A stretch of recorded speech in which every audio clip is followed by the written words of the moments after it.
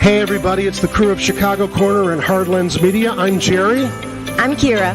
I'm Kit and Ed. Be sure to join your crew at Chicago Corner and Hardlands Media for our first annual food and toy drive at Patio Theater. That's 6008 Irving Park Road on December 23rd, starting at 5:30 p.m. Folks, this is a big event. It's our first time ever food and toy drive. We will be collecting shelf-stable canned food and new unwrapped toys to pass along to the Greater Chicago Food Depository and the Chai Gives Back Chicagoland Toy Drive. This is a chance to do good for the people living here in the city of Chicago. Plus, it's the holiday spirit. So if you don't got it, get it. And if you don't get it, go figure it out. We begin our live stream here in the lobby at 5:30 p.m. We will be greeting all of you good people that bring us canned food and toy donations. Make sure to warm up your vocal cords because we start with a sing-along. Solstice at 7, Home Alone at 8. All you got to do for half-off admission to the show is bring shelf-stable canned food or a toy.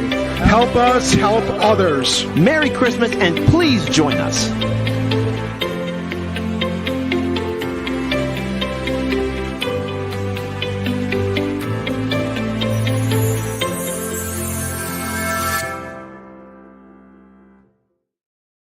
Hello, Chicago. That was very exciting. I'm so excited for that event on December 23rd. If you are available to make it, please join us. If you're not available to make it, change your plans and come on out because we really would love to see you there. It's for a great cause. And I mean, just watching that, I just got super, super, super pumped. Welcome. Hello, Chicago. I am your co-host, your host tonight and co-host, Kira Macoun. I will introduce my co-host, so then I am then a co-host as a result of that. So, Jerry Vasilatos, why don't you come on up and join me? Oh, hands off. Well, here I am. I love that you told people to change their plans because I agree. This is a massive undertaking, and we just dropped the link across, I think, 53 social calendars on the internet, and I'm going to start sending the press release out next week. And the only reason I haven't yet is I don't want it to drop too soon, and then people forget it by the time the 23rd comes around. I want to stagger it, but we got the promo done. That was a lot of fun to shoot, and the patio's all over this. They're so happy we're doing this with them, and I guess I'll just say this. The guy at the patio said, you know what? It doesn't make sense to do half off with the toy or food donations. Anybody who brings a toy or food donation will get in for free. Yowza! That's so exciting. Yes! So extra incentive for people to change their plans, join us, participate in our pre-show live stream. You'll be on with us here. And on It'll be so fun. And I'll be wearing red fishnets, you guys. I made the promise. So how can anybody pass up on that? You won't want to miss it. I won't be, but I'll leave that to Kara. It's not that rare for me to wear fishnets, actually. I'm sure. I'm sure. To be fair, it is my favorite kind of hose to wear. Good look too. It is a good look. I think it looks classy. Absolutely. Personally. And let's bring on the one, the only king of pizza himself, Mr. Ed Heller. What up? Hey, and I also will be wearing red fishnets. You definitely don't want to miss that. No, definitely don't want to miss that. I will not be wearing red fishnets. Oh, come on, Ed. I bet I have a pair you can borrow. I have a pair of hot pink ones. If you have a pair that fits, I may consider it. Oh, well, they're stretchy. I mean, those things stretch for days. Not that you need that much space. Yeah, I thought that promo turned out. Anything. I thought that promo turned out really good. Although I think the person who was Kit in that promo was not actually Kit. I think that was one of his clones, the one that likes to go see movies, Flick Cabello. Oh. I thought there was something off about him. Yeah, especially when he started licking the camera lens. I know you were having Yeah, I thought that difficulties was with a little editing in weird. that, Jeremy. That's why some of the shots were out of focus. It was because he was looking at it was what happened. We couldn't get his tongue off of it. It was We really must. strange. That's what she said. But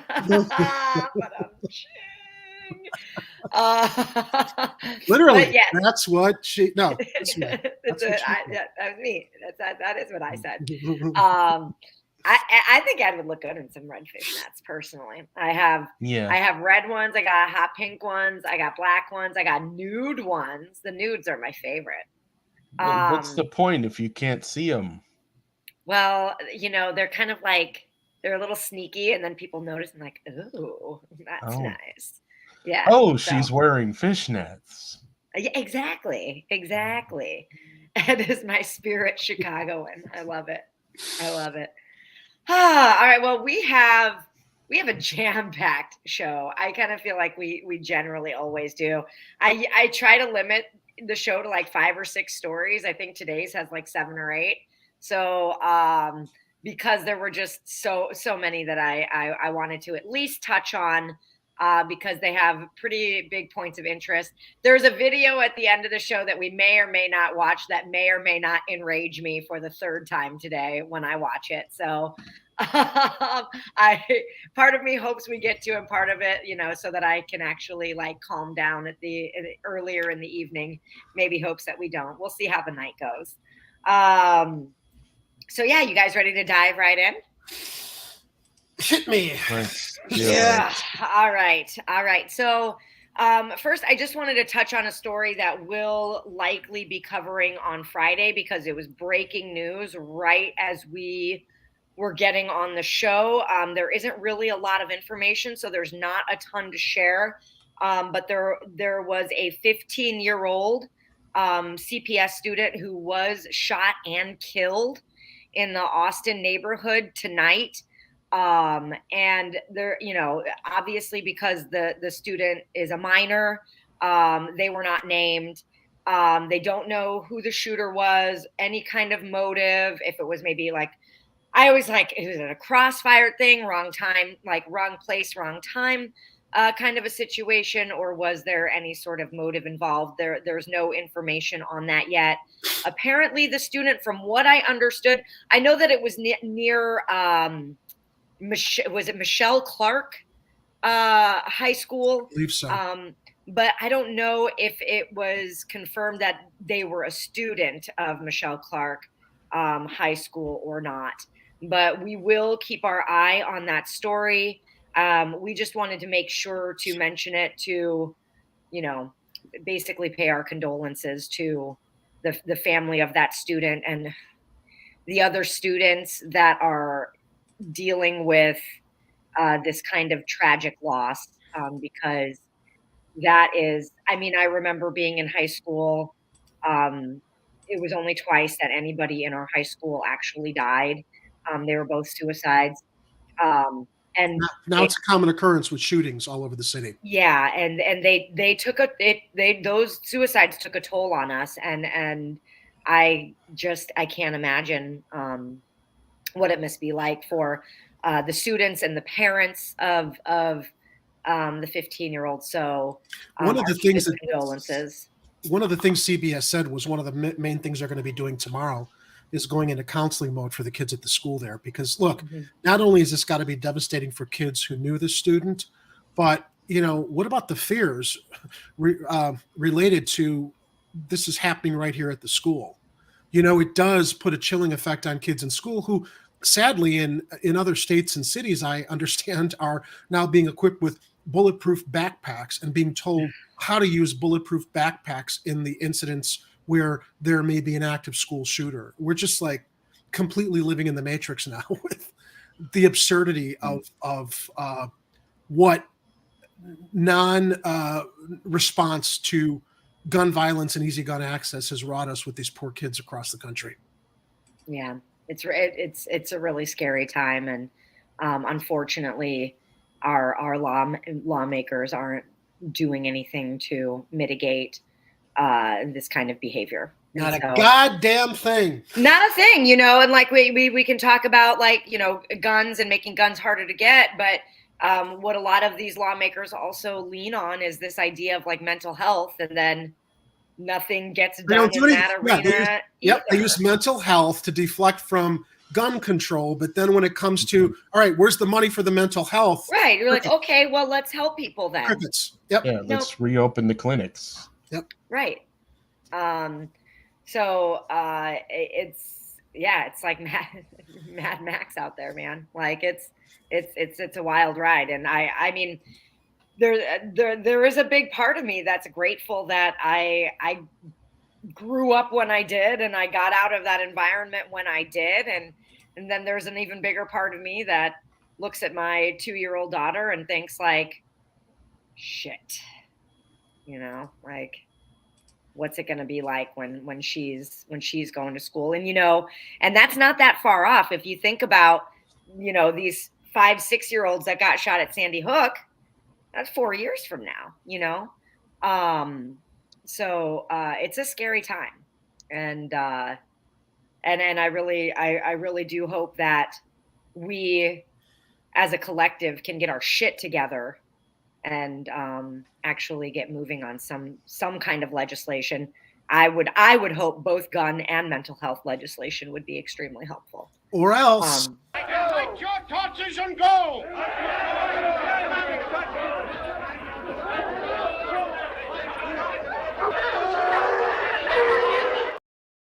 What it's going to take? I'm starting to think so.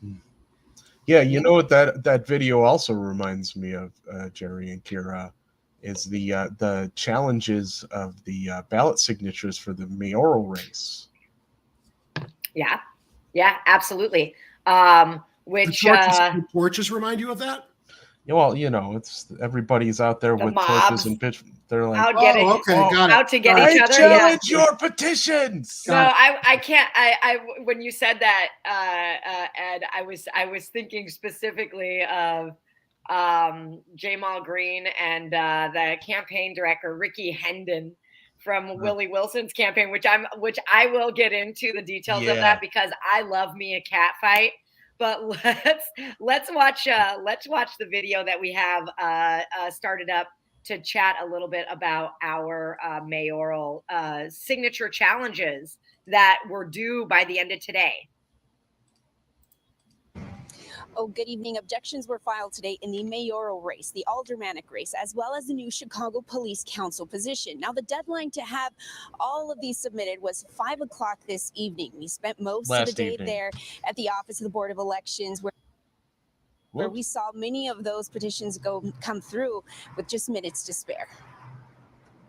Hopefully you hire a good lawyer who would keep you on the ballot before you filed your petitions. That's election attorney Bert Odelson's advice to candidates faced with an objection. He's been in the business for more than 50 years. I have a lot of campaigns, different mayoral campaigns, different aldermanic campaigns, and different police commissioner campaigns. In the mayoral race, at least 4 different objections were submitted. One of them was by Jamal Green, who filed an objection against Willie Wilson, stating things like failing to live in the city for at least a year prior to the election. Can you pause it for a second, Ed? His team also knows. Payback's a bitch because Wilson did this to Jamal last election. So Jamal came right out of the game. She's like, I'm going to challenge your petitions, motherfucker. No, I admittedly am kind of loving it, but yeah, I'm loving that he's challenging his residency too. Yeah, that's awesome. Well, Jamal has got a stronger engine now running as mayor. He's got a little bit more experience, a little bit more resources this time to not, because last time when your petitions are challenged, it costs you money and lawyers to have to defend yourself. So I think that Jamal is probably better funded this time, and he came out of the gate. And some of the petitions that Wilson turned in clearly looked like they were just repeat signatures from people. So I won't say any more, but I'm just glad Jamal came out and just like, you know what, now it's your turn. Also notes instances of having round tabling and identical handwriting within round tabling. That's what we call it. Yeah.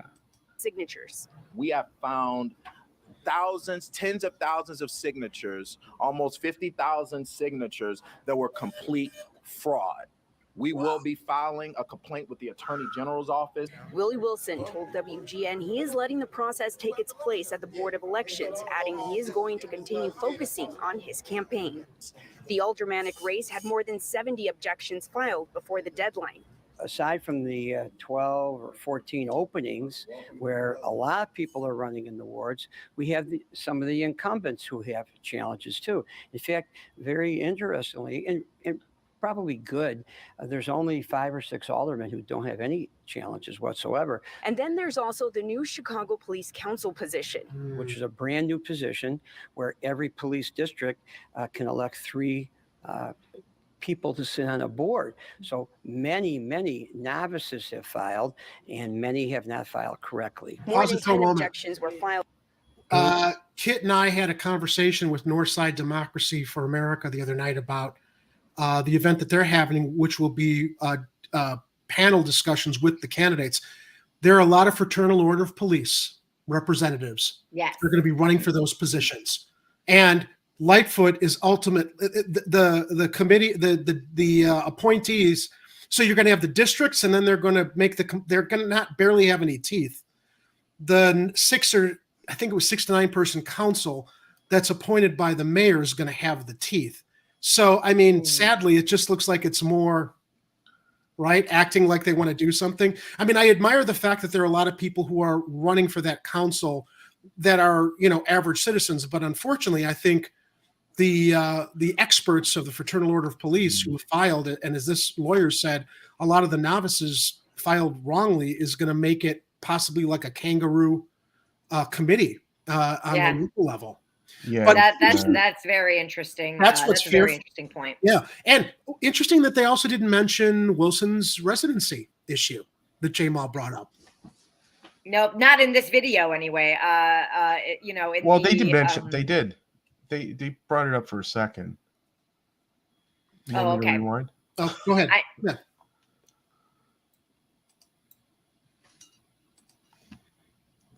Did you want me to rewind to the part where they said it? No, you could play it from there. I okay. I'm taking your word for it. I just thought that we'll be talking about it. So yeah. Okay.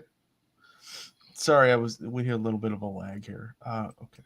Filed in that race. Overall, Odelson says these next couple of weeks will be the time to check for updates, since that will determine who will be on the ballot. So it's an interesting process. It's a good democratic process, and it weeds out the candidates who really have no place on the ballot anyway.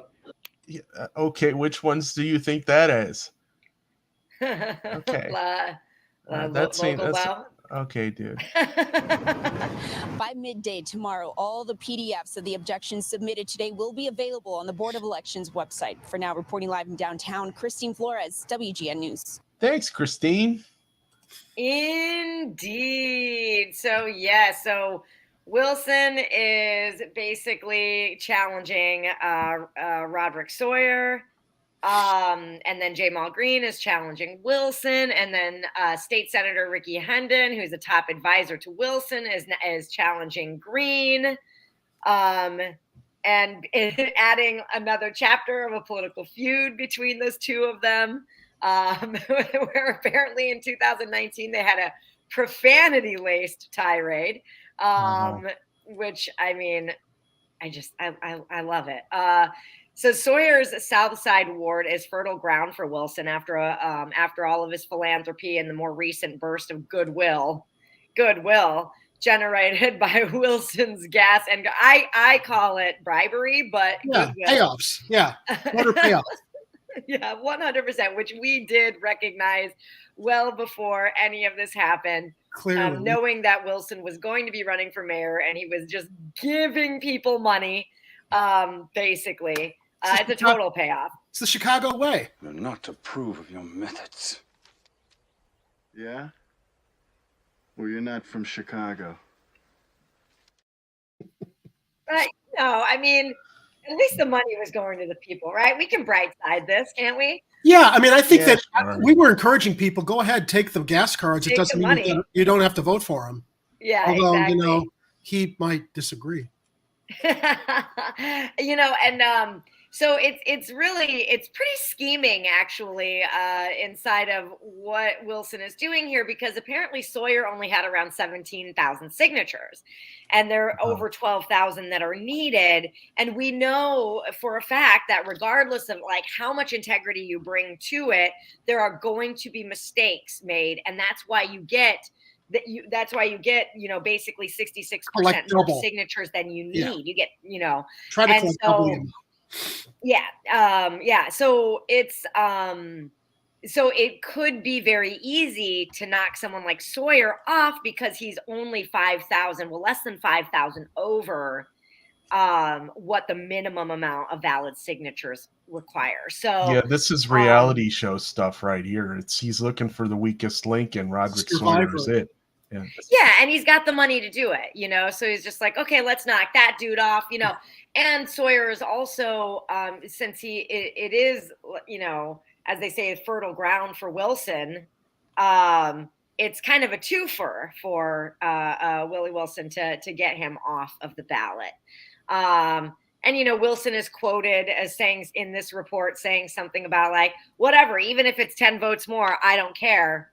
I'm going to like basically weed out as many candidates as I can in this fashion before, we make it to the ballot.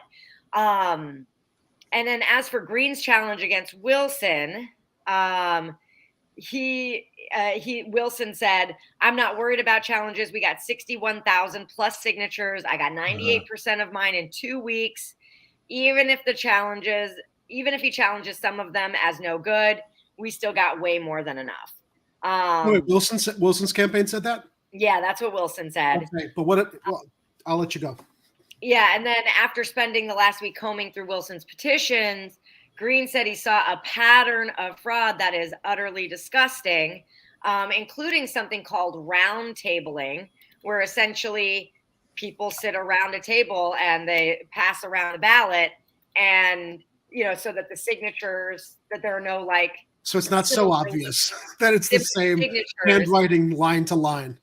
Exactly. So I have the verified objectors petition that was submitted by Kevin Hobby, friend of the show.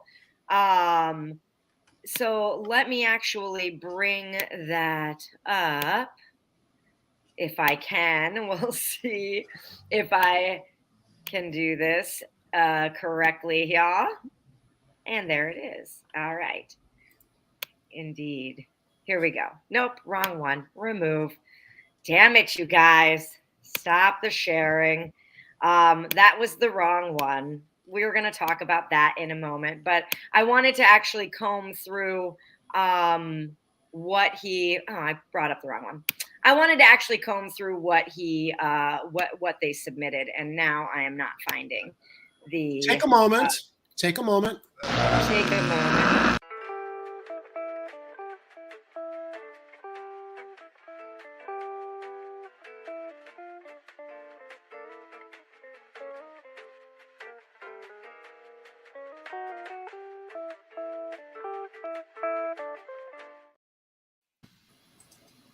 Okay, here we go. Yeah.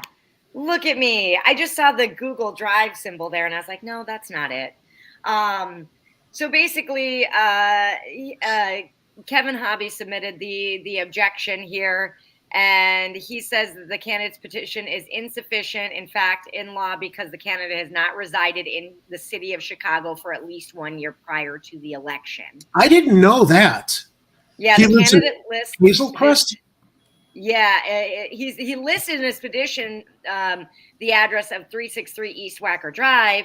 Unfortunately, although the address is listed conveniently falls within the residency requirements for the office of mayor, he actually resides in Hazel Crest, Illinois. Is he married? Willie Wilson? I don't know. Because I'm wondering if he is, maybe his wife has got her wedding dress stashed in the basement of the Chicago dress, the way Rahm Emanuel's wife Amy had her dress stashed at the place over in Ravenswood that they were renting out to someone else while he was actually living in Washington. And again, it seems to be the Chicago way, so why not? You know, I think it's all making sense, starting to make sense now as to why he was starting to give out gas cards out in the suburbs. Because he lives there. I had missed. I didn't realize he was giving them out in the suburbs. I didn't follow that part of the story at the time. That people were like, "Are you running for mayor of the suburbs?"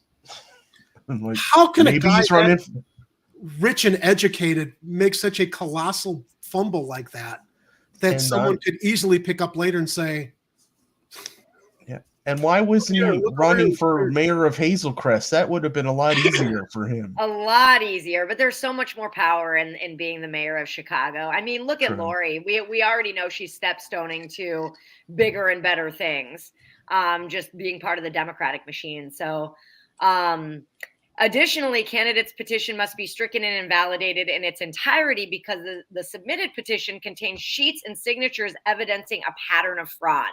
Specifically, even a cursory review of the petition indicates that there are over 45,000 signatures that appear to indicate roundtabling and appear to be made with the same handwriting.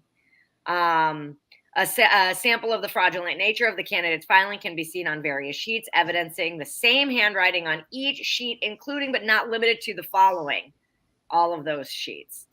Additionally, there are many circulators of the candidate who do not live at the address stated. Furthermore, the petition of the candidate does not contain consecutively numbered petition sheets, contain duplicate pages, contain sheets that are not numbered, contain pages that are out of order, contain pages with missing notary stamps. That's a big deal. You can't have missing notary stamps. Contain pages with missing notary signatures, so they have the stamps and not the signatures. And contain out-of-place signatures and or notary stamps. You'd think a guy who claims he wants to pay attention to the details of running the city would pay attention to the details in his petitions. Yes.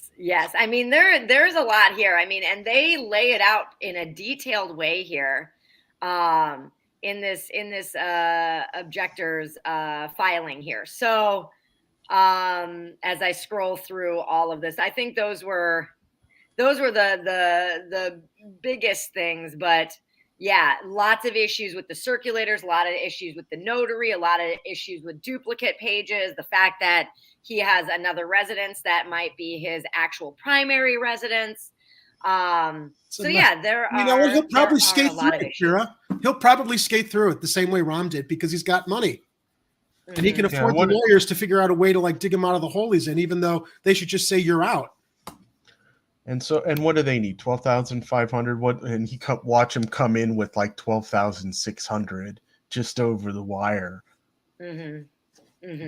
Yeah, we'll see how this all transpires. You know, it's a big claim. He came in with 61,000, so that's a lot that needs to be stricken in order to make the cut. No, he didn't get 60. I mean, that's just if they're duplicate pages. He definitely didn't. Yeah, I know, but that's just like let's be frank. This is no pun intended. This is a dick measuring contest for him with the petitions. He wants to show off he had the highest stack of petitions.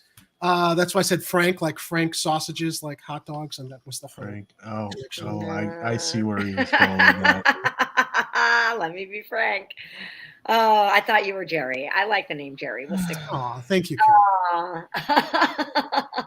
So Jamal Green and his camp are basically saying that over 45,000 of the signatures are in fact fraudulent. We'll see how that goes. But I just wanted to talk a little bit. We can't wait about the cat fight between Ricky Hendon, who marshaled Wilson's petition gathering campaign.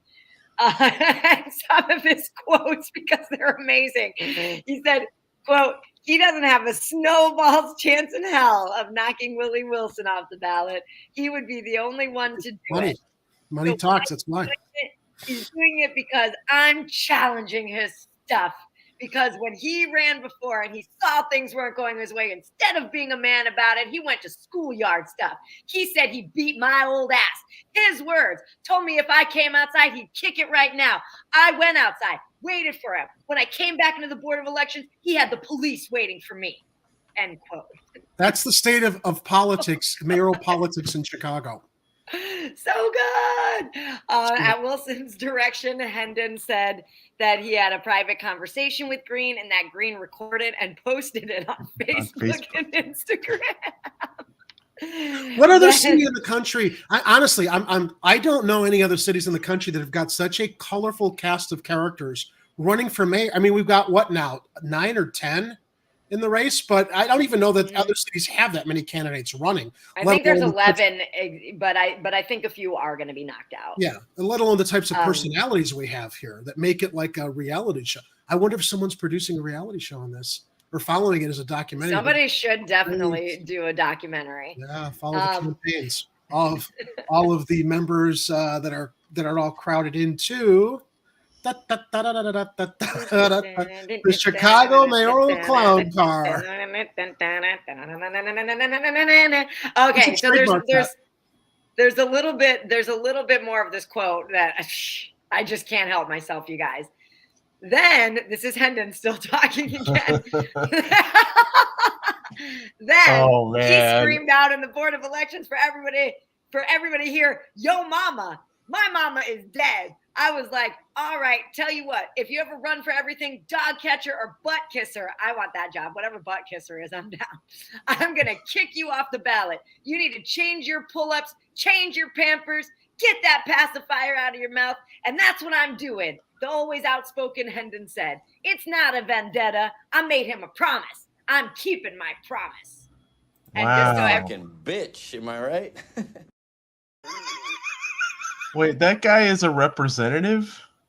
He's a state senator. Yeah. He's a state senator? The nickname Hollywood because he just has like a very like colorful boisterous. What an asshole. You beat me to it, Ed. I love that he's like, it's not a vendetta. It's a private. Well, the definition of vendetta is literally a prolonged bitter quarrel with or campaign against somebody. So it is a vendetta, and it's okay that it's a vendetta. I mean, it makes for great entertainment. So I appreciate it. It's going to be fun to watch unfold. Oh my God. Those quotes, I just leave them behind you guys. I don't often do extended quotes in the show, but no, those were definitely well earned to share. So Mayor Lori Lightfoot, even though she's facing a huge field and everybody has a lot to bitch about with her, is not among those who have to defend any petition signatures. No, nobody's challenging her. No. Maybe they don't think it's worth the money for lawyers since everybody hates her so much. She's probably going to lose anyway. One only hopes. Yeah. I mean, I think she's got a good chance of losing, and then I do also think that she's got a good chance of winning, which is interestingly enough, though, and you'll probably get to this. I haven't had a chance to review the show notes. Are we talking about the ballot lottery for who gets on the ballot first and what the list is? Okay. Yeah, we'll be talking about that. Jerry, we will. Because she's very low there, so that's why I think it's also going to be helpful to her. Yeah, and it's certainly in no way an advantage. So petition challenges are also filed in 28 out of the 50 wards in the city council. We're going to cover a little bit more of the city council later on, so I'm not going to get into the weeds on that just yet, but we'll get there. Everybody hold your horses. But yeah, in other big news, the lottery drawing for the positioning on the ballot took place this morning. There is indeed a video connected with this, so let's go ahead and take a gander. Yeah, good morning. When those balls were first drawn out of the little bingo-looking machine. Excuse me, what did you say? I had a whiskey before good doing morning. this When report. those balls were first drawn out of the. What? Hold on. Let's play that one more time. Yeah, good morning. When those balls were first drawn out of the little bingo-looking machine behind me, Brandon Johnson won the top spot, but there was some confusion here by the Board of Elections, and that turned out not to be correct. The top spot on the ballot actually went to Jamal Green, but that. How about that? You know what? One thing I want to mention here, it's satisfying to see that this is Channel 2 News, they have the same white balancing problem that we had when we were in that same space covering the petition draw. It's a white wall, but it comes out as yellow. I'm glad that as best I could, I'm seeing a professional network had the same challenge. Completely unrelated to what we're talking about, but because they probably did the white balance on the back on that backdrop back there. And then it's so blue, and then so that incandescent light ends up looking yellow. Yeah. That too could change. He is facing challenges to his petition signatures, and he could potentially get knocked off the ballot, which could change the order. But there are also other candidates who are facing challenges, and so the final ballot could look different come February 28th. Now, here is the correct order for the mayor's race ballot. We've got Jamal Green, Sophia King, Cam Pause Buckner, it for a second. Willie Wilson. My comment with Jamal being first on the ballot, destiny works in funny ways. Yeah, I hope. That's that helps if you're running locally, or actually in just about any election. If you're the first candidate listed on the ballot, I've said he has the charisma, he's got the spirit, he's got the progressive attitude. I'm pulling for him too. Yeah, and if I had to hazard a guess, I'd say Harold had his hand in the lottery ball thing. Now, that would be very, very assumptive of you to think that I had anything to do with fixing the balls in the bingo machine, but I will let you. I will leave you to your speculations. It's just musings, really. We can go with it. Brandon Johnson, and then Paul Vallis. Mayor Lori Lightfoot comes in next. Then Frederick Collins, Johnny LaGalbo, Roderick Sawyer, and Jesus. I love the Johnny LaGalbo candidate. I mean, come on, you guys. We should definitely promote that guy. This guy. Oh my God! Whatever you posted in Slack, Jerry. That Ed posted it actually. If you definitely does he not represent this absolutely perfectly? Oh my God! But yeah, seriously, check out his Facebook page. Yeah, look for this guy's Facebook page. Oh my goodness! We have to share it. I'll look for it in Slack to share in the chat. And honestly, I'm reading through them, and I'm like, okay, this guy seems like he really wants to be a good guy and help, but you read some of those posts and you're like, oh wow. It almost feels a little trolly, doesn't it? Like, not that anybody would go through all the trouble of getting so many petition signatures and all of the things that it actually takes to get to where he is and have his name up here. But holy buckets, like, I don't know how he got that many signatures even. It's kind of wild. Is anybody challenging his signatures? I think that his signatures are also Frederick Collins and Johnny LaGalbo. I can't say his name. LaGalbo are getting challenged as well.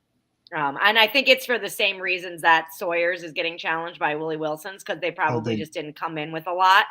So, just to knock them off the ballot kind of a thing. All right. So I guess we'll find out. I don't know how long it takes for them to count and verify this stuff. They said by the end of December, so it could actually be a few weeks still. Okay, so we got a little time. It's going to be interesting to see if anybody drops out before the final counts are in. Mm-hmm. So I'm actually visiting his page for the first time, Ed. I didn't notice the comments, but it's a private group. Oh, it's private? Well, I'm did looking at it did right he now. make it private? No. Why would anybody do that? You shared a Facebook. You shared a link in the Slack to his group. Does he have a page or just a group? How did I find his? Oh, well, if you go in Facebook and search for posts with the words Johnny LaGalbo, okay, you'll find his posts, and then it should take you to his page. Let me see if I can. I'm looking right here. Let's see here. Posts. Oh, so these are posts from his actual personal page. Oh, is that what that is? Okay. I don't know. Well, here's his. Yeah, here it is. Okay. If I go to his, so he's got here we go. He's got a personal profile. And As your next mayor of Chicago, I want you to know if you're broke, inside myself and my administration care very much about you, and we are going to help you. Vote for mental, emotional, and physical health. Vote Legalbo. Okay, nice sentiment, but Facebook does have a spell check. Could use a little punctuation. Yeah. Maybe he should put a little funding into education. Just saying. Yeah, maybe just a little more. Just saying. He's got a website address up, but it doesn't seem to exist. So. All right. Yeah, Mayor Lightfoot decimates a city yet gets millions to help her win again. People actually, this isn't a post, this is haiku. Mayor Lightfoot decimates a city yet millions to help her win again. People actually gave her money after this performance, LOL. In my baby finger, I'm more functional and qualified and capable to be mayor yet. And people abandon me, LOL. And then, oh, this is long. Oh my. Oh this is a manifesto. That doesn't necessarily mean it's bad just because it's a manifesto, Jerry. It's not. No, I didn't. Did I say that?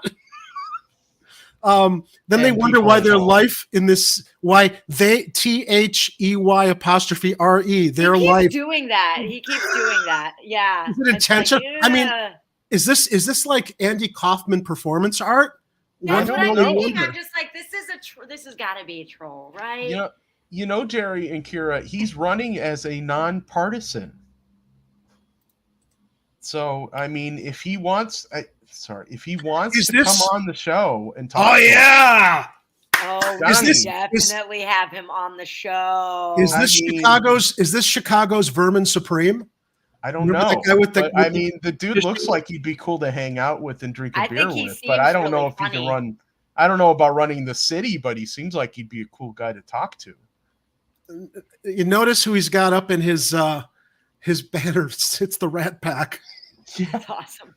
Awesome. And then they got his face on where Dino is, I think. Yeah. It's a. Let's see. Let me open it up here. He has 8 I think we, Jerry. We need to get him on the show. Yeah, I think that. I mean, definitely need to get him on the show. And he has 8 mutual friends with you. So I mean, you definitely have connections. How did that happen? That's what I gotta see. Who travels in these similar circles? Similar friends here. That's going to be interesting. Wow. It's probably mostly people. You know what? People I don't know who just add me on Facebook. Exactly. Anyway. Yeah. No, but I mean, I think it'd be great to have him on the show. I agree. You know, even if he doesn't have a chance of winning, which he doesn't. Chance in hell. A chance in hell. Not a snowball's chance in hell, as Ricky Hendon would say. Ricky Hendon is like maybe one of my new heroes. I got to watch video of that guy because that shit. Because of because of his eloquence and shit talking. And just like no holds barred too. You know, he's talking to a reporter when he's saying all of that stuff, and he don't give a fuck. And they call us based. Speaking of manifesto, we got a tip from Dominic over on Rockfin. Thank you, Dominic. He says for the manifesto, ballot petition signatures for local elections should only be collected by the candidates and no one else. Ooh, that's an interesting concept. So like a candidate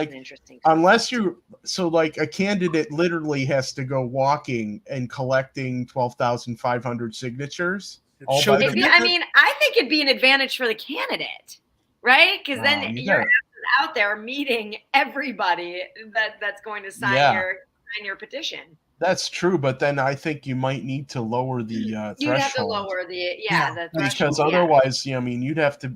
You'd probably have these people have cardiac events trying to collect signatures, unless they're in really good shape. It actually would make them healthier. It would actually make them healthier. Kira. To be honest with you, it's advantage Kira.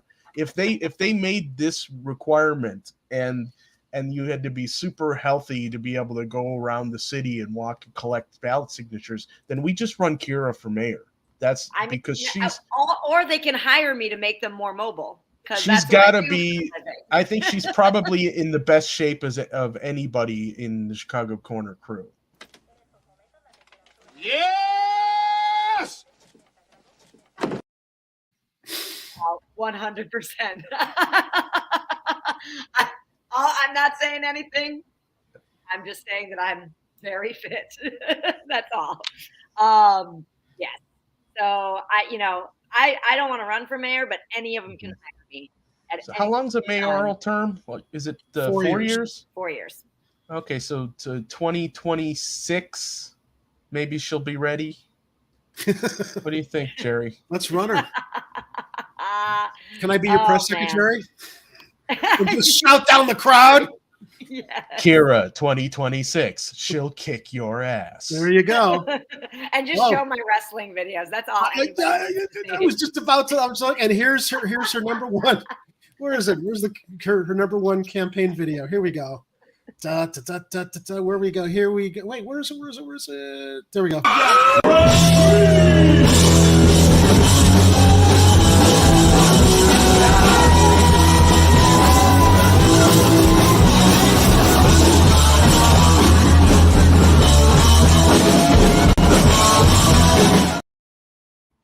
I got her at the end.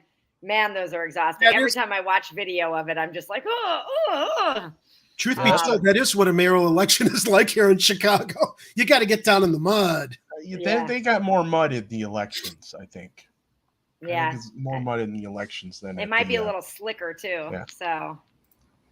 Yeah, if you ever get a chance to see Kira wrestle, holy cow, that's a fun time.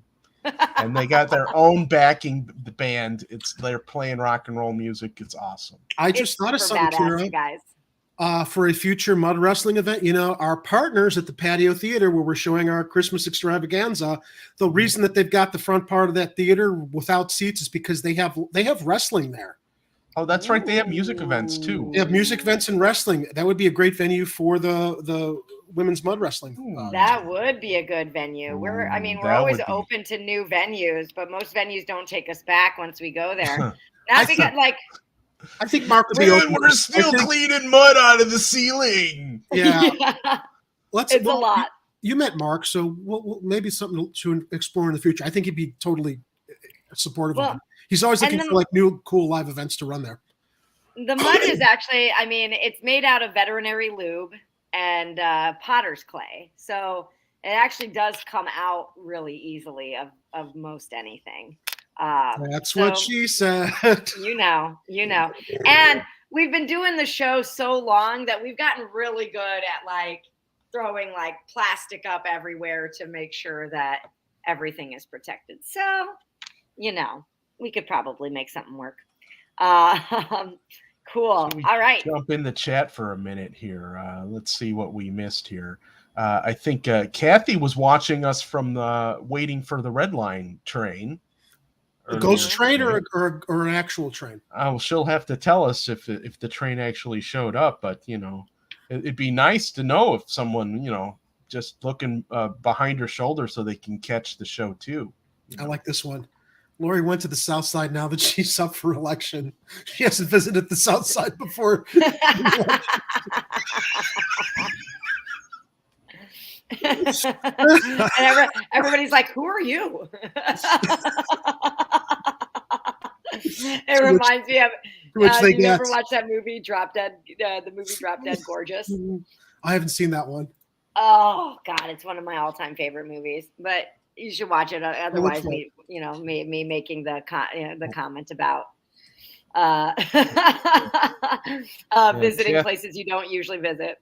Yeah, Kathy wants to borrow my red fishnet stockings. No, because Kira's going to lend some to me. So I'm lending them. We could cut out the middleman and just, Kira, you could lend. Kathy, you can definitely borrow any of my stockings anytime. I have many, many, many pairs.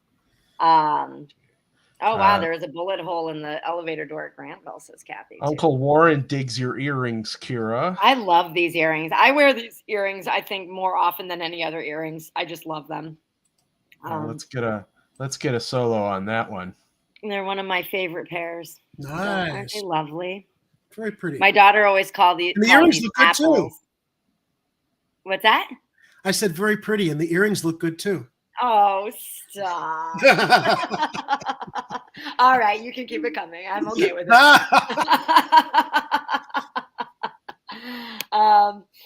Awesome. Okay, so if y'all are really interested in seeing the mayoral candidates live in action, down in the mud, wrestling in bikinis, no, none of that's happening actually. But there is a forum coming up. I would love to see them wrestle in bikinis. That would be amazing. Willie Wilson in a bikini? Oh my God. I'm in for it. I'm in for it.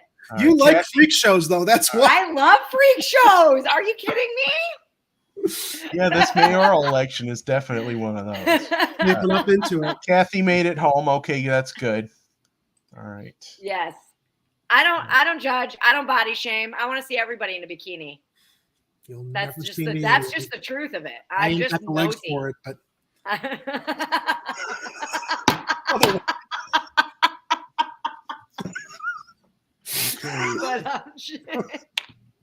yep.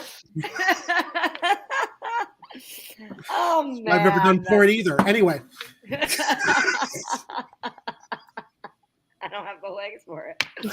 Oh man, that's too good. That's really funny. All right. That's enough. All right. This is a serious show. All right. All right. Now, where did we leave off? Yeah, we got the lottery, right? Well, I was going to jump into the forum. The lottery, I just wanted to make a point. Everybody that's downplaying the positioning on the ballot is full of shit. That's all I have to say. Just Google it. Big deal that he's number one. Every single study that's ever looked at, that I saw on like the first and second pages of Google, basically said, yeah, no, the positioning on the ballot matters. You actually do get, anywhere from like a minuscule amount, like 2.5% more, up to 25% more votes by being first on the ballot. Yeah, I think one of the studies I saw said you get like an 8 or 9% bump, which is good right there. I mean, you can definitely take that. It gives you a little bit of an advantage, especially if you're an underdog and people just finding out who you are. I mean, this is gold for Jamal right now. No, it's a big deal. It's a really big deal. And so anybody who's underplaying it is shitting you. So fake news. Just saying, right? I'm looking to see if Washington was number one on the ballot when he ran, but I can't seem to find anything on Google. It would be very interesting. It'd be interesting to find that out. He was number 9. Something that helped. He was number 9. He was number 9. Punch 9. Well, that's right. Okay, that's right. Punch 9. But were there that many people running when he was running for mayor? I don't remember that there were that many mayoral candidates running. Was there something on the ballot before him? Oh, and maybe the ballot went in a numerical order. Yeah. So anyway, there is a forum happening on December 12th, Tuesday, next Tuesday, 6:30 p.m. See you next Tuesday. We're not making any promises about being there and live streaming it, but we are, we have ambition on this show. Exploring it. We needed to put it before the overlords of 99 Perspectives if they can provide us that live stream. Because that would be it. That's a scoop. Exactly. We want to be there. We should be there. We can't do it with our iPhones. So, and especially if we're going to live stream. So we're going to look into that. It really has to do with manpower and availability. Hopefully we can set something up. But if not, we'll definitely be talking about it. Although I'd rather be there with you. Yeah, no diggity. That would be great, and it would be a lot of fun. And we'd get to see them live in action. Are you bringing up the thingamabob? Thank you, Ed. I was in the midst of that. You're so much faster than me, and I love it. Okay, so here's the information, y'all. Copernicus Center, 5216 West Lawrence Avenue, Jefferson Park Blue Line. There's a cash concession stand, so bring cash, no card, no Venmo. It's a great theater. In fact, I premiered my film there back in 1994. It's a beautiful space. I also saw the 1976 King Kong with Jessica Lange and Jeff Bridges there, which probably sparked me on my path to making movies. But the theater is so fantastically preserved, even though they redid the front. The inside, it's an old movie palace. It's a huge, large venue. I'm really excited if we can make it out there and participate in covering this. I love it. I love it. And here are the candidates that they're featuring. I'm thinking it says invited because they haven't accepted nor declined yet. That is my assumption. Don't bank your money on that assumption, but that is what my common sense is telling me. Well, if I would imagine if you are running for mayor, you would want to be at the very first forum after they've announced the positions on the ballot. So it would be foolish for them to not show up to this thing, in my opinion. And of course, we see that there are some names missing. Yeah. Logalbo was the one I was looking for, really. Yeah, come on, man. You should crash this thing. Where are totally. you at? What the fuck? Why aren't you here? Why aren't you on this list? Maybe he wasn't invited. Who knows? But that wouldn't be cool. Should invite all of the candidates. I want to hear how Logalbo plans on bringing love and God into the mayorship. I want to hear this guy talk in any type of event ever. Me dose. I do hope we get to see some of them before he's knocked out, just because I just want all of my dreams to come true. That's all. And also, I'm just wondering. Let's see. Let me see. Hold on. Wouldn't it be great if he was there? Could he be one of the clones?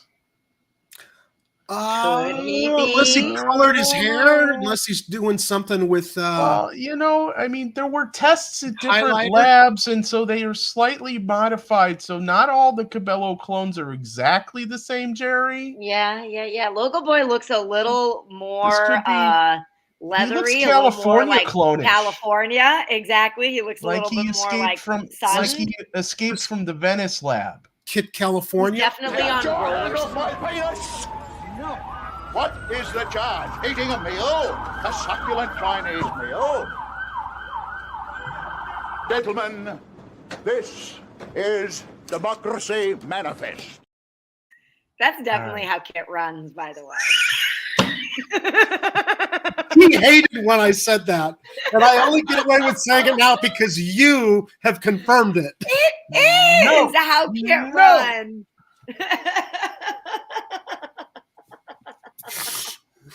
Well, actually, we got footage of that, don't we, Jerry? Yeah, I was gonna say it's on camera. It's on camera now. We can actually see how that other clone of Kit ran, and see if it's actually a cloned behavior or if it's something that's learned. Oh man. Okay. Let's see here. So that's all we got on the mayoral stuff. Get excited. How's city council shaping up? We're going to have a massive shift in city council, as we know, with 15 incumbents not running for a variety of reasons. And and they're going to be the ones using the first redrawn map. So that's also exciting. So there's probably going to be some surprises. This is reporting from MSN. A handful of city council members are guaranteed another term, as no one has filed to challenge them, including Brian Hopkins of the 2nd Ward. He's running unopposed. And then David Moore of the 17th has no challengers either. Yeah, mentioned that on Friday, I think. Okay. In the 27th Ward, Walter Burnett, who is close with Mayor Lori Lightfoot, is unopposed in his bid for re-election, and so is Finance Chair Scott Wagwasback. I can never say his name.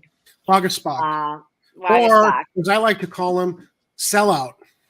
Yeah, he's a total sellout. Sellout. I mean, even MSN says right here, a longtime leader in the council's progressive caucus. And this is how the term progressive has gotten fucking co-opted and Mhm. co-opted and maligned, misrepresented. Alderman Matt Martin, who has definitely aligned himself with the leftist members of City Council, is similarly assured a second term, and he represents the 47th Ward. Perfect. Wag his ass, Kathy. That's for right. Lightfoot. Thank you, Kathy. That's what perfect. That's wag his ass for Lightfoot. wag his ass. I like that. That's easier to pronounce for me, so that's what I'm going to go with. That said, most sitting aldermen who seek another term will have to campaign for the victory. In the first ward, for example, Alderman Daniel Espada is facing a challenge from the man he beat in 2019, Joe Moreno. Oh, really? yeah, This guy's that trying again? guy. Really? Jesus Christ. I don't think he's going to win. I'm just going to put it out there. Also running are Sam Royko, the son of the columnist Mike Royko, as well as Stephen Andy Schneider. Alderman Brendan Riley is the council's most cash flush member, who will face his first opponent since 2007. Chris Cleary, a former vice president of BMO Harris Bank, according to his campaign website, has filed to represent the 42nd Ward, so which is much of the Loop and River North. So these guys are the ones with all the money. Gilbert Villegas of the 36th Ward, who led a failed bid to boost majority Latino wards during the remap that we also covered pretty thoroughly, is running for re-election in a vastly different 8-mile-long ward that stretches through multiple neighborhoods from Westtown to the far northwest side. And he faces 3 challengers, Lori Torres-Witt, David Herrera, and Jackie Baez. There are slated to be 11 open seats in the 2023 aldermanic races, the 4th, 5th, 6th, 10th, 14th, 21st, 30th, 34th, 44th, 46th, and 48th wards. Most are attributed to city council members announcing their retirements at the end of the term in May. 2 are foregoing re-election bids in order to seek the mayor's office, which are Sophia King of the 4th and Roderick Sawyer of the 6th. In the 4th ward, 7 candidates are throwing in their hat. Whew! And that's in Bronzeville. They are State Representative Lamont Robinson, Matthew Kari Humphreys, Tracy Bay, Helen West, Ebony Lucas, who is King's Chief of Staff, Prentice Butler, and Paul Pearson. Oh, King's Chief of Staff is Prentice Butler, my bad, and Paul Pearson. And then in the 6th ward, which is Sawyer's ward, similar interests. There's Richard Wooten, Kirby Bergens, Barbara Ann Bunville, Sylvester Baker, Patrick Brutus. Bunville, really? Oh, Patrick Brutus. Good candidate.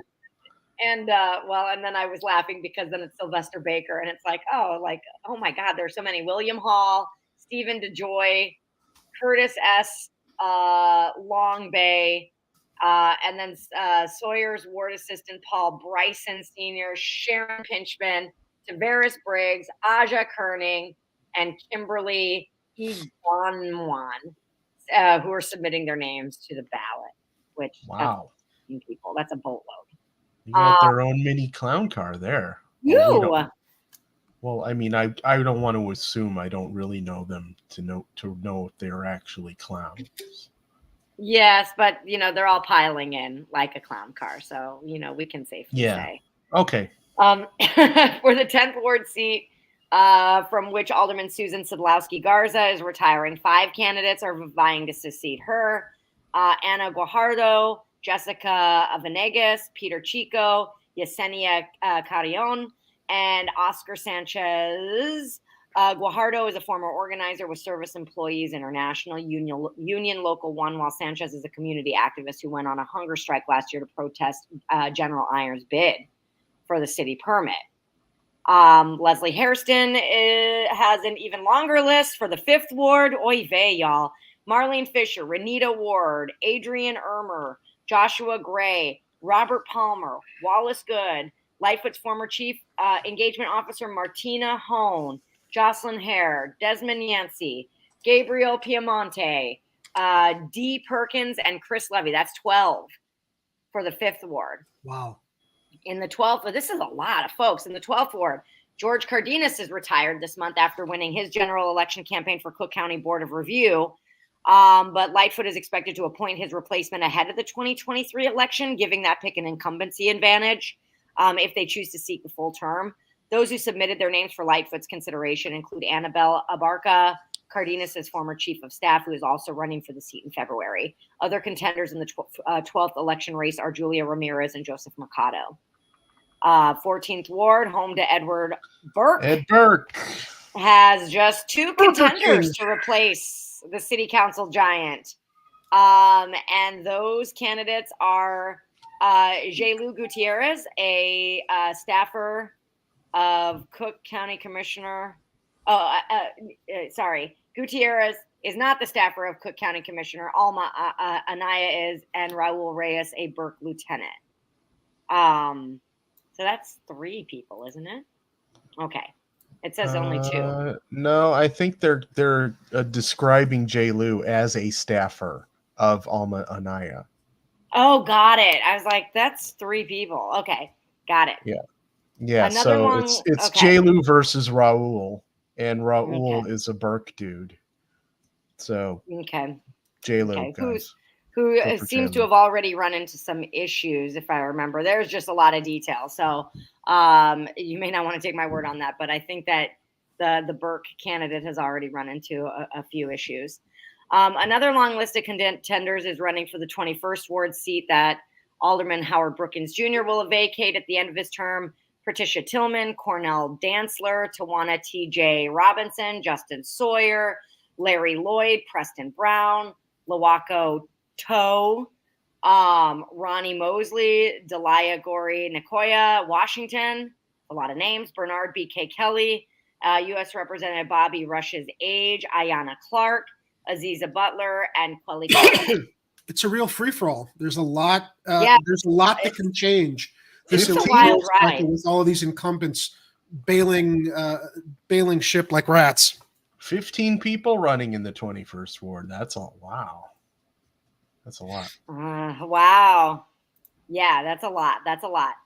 6 candidates have filed to run in an open race to succeed retiring Alderman Ariel Riboiras in the 30th Ward. Jessica Gutierrez, the daughter of former Congressman Luis Gutierrez, is trying for a second time to win the seat after forcing Riboiras into a runoff in 2019 and losing by only 302 votes. Also running is CTA Director of Diversity Programs, Juan Pablo Prieto, Warren Williams, Ruth Cruz, Andrew Cleaver, and former General Counsel of Chicago's Office of Inspector General, Rory McHale. There are 2 candidates in the open 34th Ward race to replace Carrie Austin. That oddly shaped ward redrawn during redistricting now includes parts of the Loop, Greektown, and the campus of the University of Illinois Chicago. I don't know why they didn't name who is running for Carrie Austin's ward, unless I missed that somehow. 34th Ward. Yeah, 34th Ward. Check that out. See if I maybe just didn't put it in here. I think it's in the next paragraph, I think. Oh, okay. Okay. What are their names? Because I don't want to leave them out. Bill Conway. Okay. A former assistant of Cook County State's attorney and son of the billionaire co-founder of the private equity firm, the Carlyle Group. Okay. And let's see. James Ascott. Ascott Realty CEO James Ascott, the past president of the Chicago Association of Realtors. Interesting. Okay. So that's the rich people ward. I was going to say, so that's a lot of rich people again. Yep. Yeah. Northside Lakefront wards stretching from Lincoln Park to Edgewater are also in flux. For example, in the 46th ward, 6 candidates have filed for the open seat to replace Alderman James Kappelman, who has represented the Uptown ward since 2011. The ward is among the targets of the progressive group United Working Families, who have endorsed Angela Clay. Others who have filed to run in the 46th seat are Kim Walls, Patrick Nagel, Rashonda Williams, and Marianne Lalonde, who came in second to Krappelman in 2019. I got to reach out to Angela Clay's camp again because I know that Kathy put us in touch, and we would like to get Angela Clay on. I met a candidate running, God, I'm forgetting which word, but over at the Patio Theater. I'm going to ask him on also. And of course, I forget his name, but I have his card here somewhere. So we are compiling our list of candidates to bring on the show and talk to everyone. Make no mistake, we will have more guests here to talk about their platforms as soon as we can.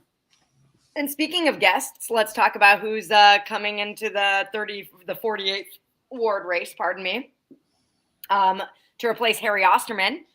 With its 10 candidates: Joe Dunn, Isaac Freilich-Jones, Andre Poloquin, Lenny Mana-Hoppenworth, Brian Hagg, Nick Ward, who is scheduled to come on this Friday as a guest, Larry Svabek, Nasir Faulkner, Roxanne Volkman, and Andy Peters are all submitted petitions. Booyah. Look at that. We made it through that list. And if you are a candidate running in Chicago's wards or for Chicago mayor and would like to be on Chicago Corner, send an email to jerry@chicagocorner.tv.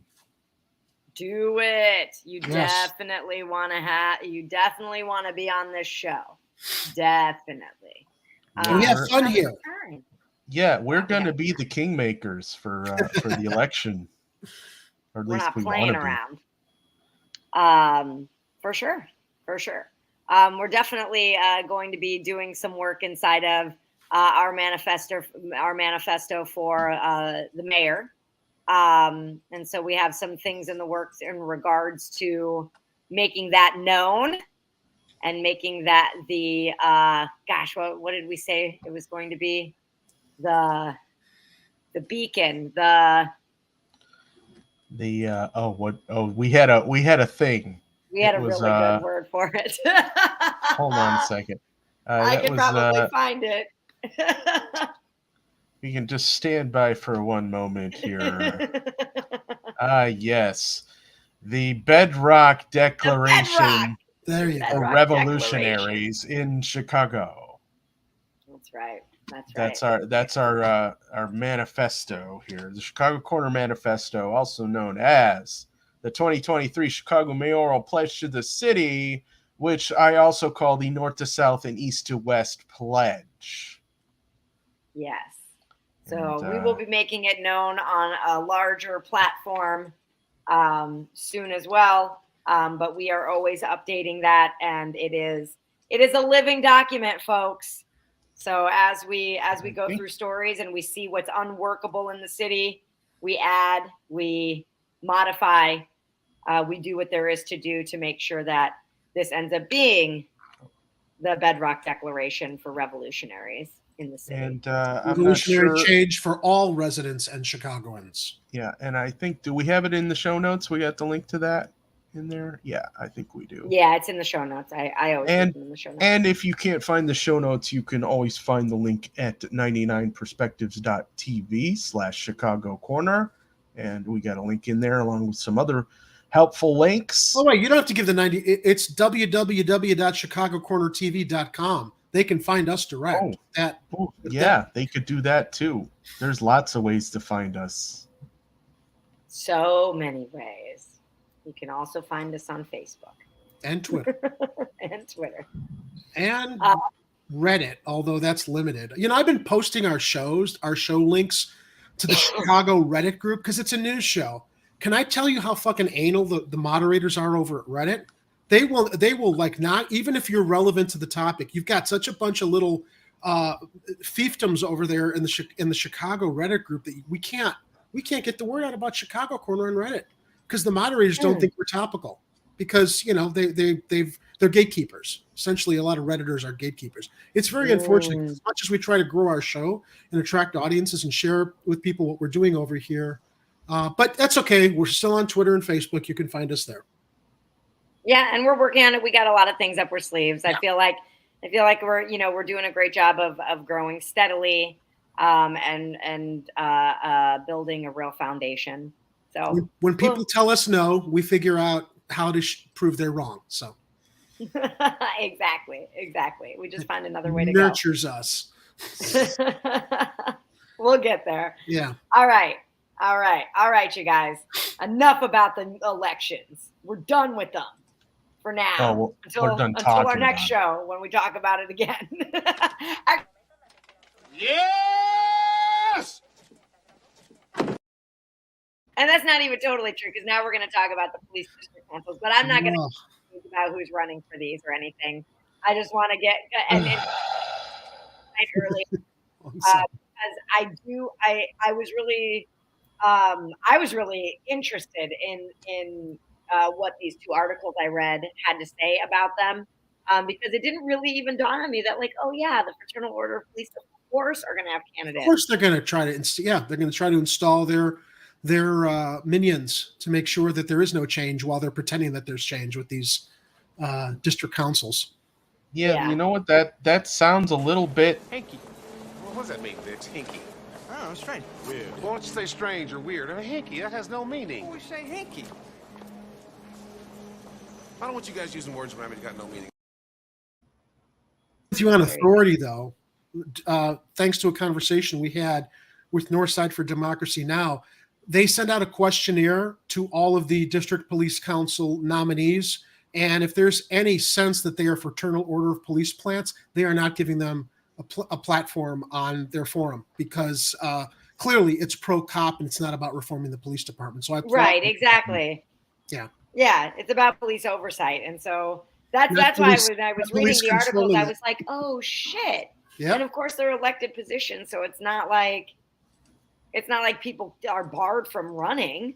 But they're not barred from running, but the committee at city that the mayor appoints, they're the ones who've got the power. So you can get all these very well-intentioned people elected to the district police councils, but they don't have any power to change anything. All they have power to do is to complain to those in the level above them, and those are all mayoral appointees. Yeah. Okay. So those are the people that really actually we should be watching, and that who actually matter. Yeah. Okay. So, so this is another thing that people are going to get to vote on. They're going to get to vote on three police district council members. I have a sneeze coming on. Hold on. And it's probably going to go away. The 3-member councils in each of Chicago's 22 police districts add civilian oversight pivotal to restoring trust between citizens and police. And so therein lies the issue that we're talking about here, which is if the Fraternal Order of Police are funding and planting people in these positions, then it's probably not going to do a good job of civilian oversight of the police or restoring any kind of trust between citizens and police. Their responsibilities will include building connections between the police and the community, collaborating in the development and implementation of community policing initiatives, ensure regular community input on community policing issues, including police interactions with youth and people of all immigration statuses, develop and expand restorative justice and similar programs. And one of the key functions of the council will be to nominate candidates for the 7-member permanent community commission for public safety and accountability. So a landmark ordinance ushered in the era of civilian police oversight to help restore trust between civilians and police. It calls for the district councils to meet at least monthly to discuss policing issues. One or more of its 3 members will be chosen to participate in the quarterly meetings with council members from other districts to identify trends and concerns. One or more will also attend annual meetings to propose priorities for the citywide commission. District council members are further empowered to enlist qualified volunteers and make policy recommendations to the citywide commission. They are asked to develop and expand restorative justice and similar programs. At the local level, encourage local police officers to facilitate access to community resources, and after gathering public input about public safety and policing, report those findings to the 7-member commission. Candidates must have lived in the district boundaries for a year before the election. Each member serves 4 years. No one can serve more than 12. The election by voters is the same day as the aldermanic and mayoral election, the 28th of February, and each member will receive a monthly stipend of $500. $500. Hey, that's nothing to sneeze at. No, monthly stipend of 500 is, that would make a difference for me. So far, it seems who's running is from one of 2 camps, right? People recruited by the police union and its city council allies as a bulwark against the defund the police movement. They were driven to run for election by their fear of crime, their support for the police, and their desire to slow police retirements. And others say they were and the other camp is like victims of abuse or witnesses who have witnessed police abuses. So basically everybody else. Yeah, exactly. They want to build public trust by speeding the painfully slow march toward police reform and by shifting funding away from the Chicago Police Department and toward alternative responses to mental health crises with other social services. So there are 122 candidates who are vying for 66 vacancies on Chicago's new police district councils. So this WBEZ report that that I used as one of the 2 stories that are in the show notes, it actually profiles 4 different candidates that I think they did a good job of finding like a wide array of backgrounds for these folks so that you could get kind of a taste of why people would run for these positions and what they hope to bring to the council. But yeah, do you guys have any additional thoughts I'm just I'm just hoping that this doesn't just become another organization that gets tricked into being apologists for the police department. I fear that's exactly what it's going to become. With all respect to what they're trying to accomplish and the candidates who are running that are not going to be fraternal order of police plants, it's hobbled from the outset. If you know that the local districts are not going to have the power to enact change, they just have to pass the complaints or criticisms or suggestions up the food chain to a committee that is hand selected by the mayor. Yeah, like a strongly worded letter or something, right? Yeah. I mean, one of the things that Northside Democracy for America said was that, the implementation of this new district police council as an elected routine is kind of like, I guess, like a dry run for how they want to establish an elected school board. But again, it's like, if you've still got people above the elected representatives making the decisions, then it's all just kabuki theater. Mm-hmm. Yeah. I mean, what do you guys think? Yeah. I maybe I'm too cynical. The only power I see inside of that might make a difference is that even though it seems like the mayor does choose those 7 members, their job of the council is to nominate the candidates for that 7-member permanent. That's true. So at the ground level, it's important that they aren't FOP plants, right? Because then, the people who are getting nominated are going to be shoo-ins for basically being apologists or supporters of whatever it is the police do. But are the nominated candidates that the mayor will then select, are they only nominating 7 people, or are they nominating a pool that the mayor then selects 7 from that she knows might be most compliant? I'm not totally sure, but I'm guessing it's a pool. I'm guessing it's a pool. Yeah. Yeah, that's what I'm thinking. It's like, and if it's a pool of more than 7 people that are recommended, then the mayor can pick and choose who she knows is going to be who's going to bend to her will and do. And then if there are 66 council members, right, then could they have 66 nominations, right? And then it's a massive pool, and then it's kind of a free for all. Of course, with the Lopez's or the other more police-leaning aldermen making their recommendations or putting their people in that pool. Yeah, it's and of course the BEZ article has one of the candidates is that Dan Martin guy. I'm like, yeah, the first guy that they profiled. He's from a family of cops, and then he's worried about the opposite. He's worried that he's calling them that he's saying that the councils are going to be, quote, hijacked by the, quote, defund the police movement. I'm like, how that's called holding them accountable. Yeah, dude. That's accountability, my friend. That's what this was formed for. So the whole thing behind the, quote, defund the police movement was that police departments had systematically built an environment of abuse and overreach and unaccountability. Mm-hmm. And some people thought, well, they're constantly throwing money at these departments and nothing's getting better. Mm-hmm. So Yeah. when they say defund, they're, everybody's got their own version of what that means. Yeah. They want to should be reallocate, not defund. That's the other problem. Is they're using the word reallocate. They clearly hit the they clearly struck a nerve with that term, and I think that was intentional, because what that does is it gets people to start waking up and realizing, well, why are they saying this? Mm-hmm. Why are they? And it's because we have to reimagine. We have to change how public safety works.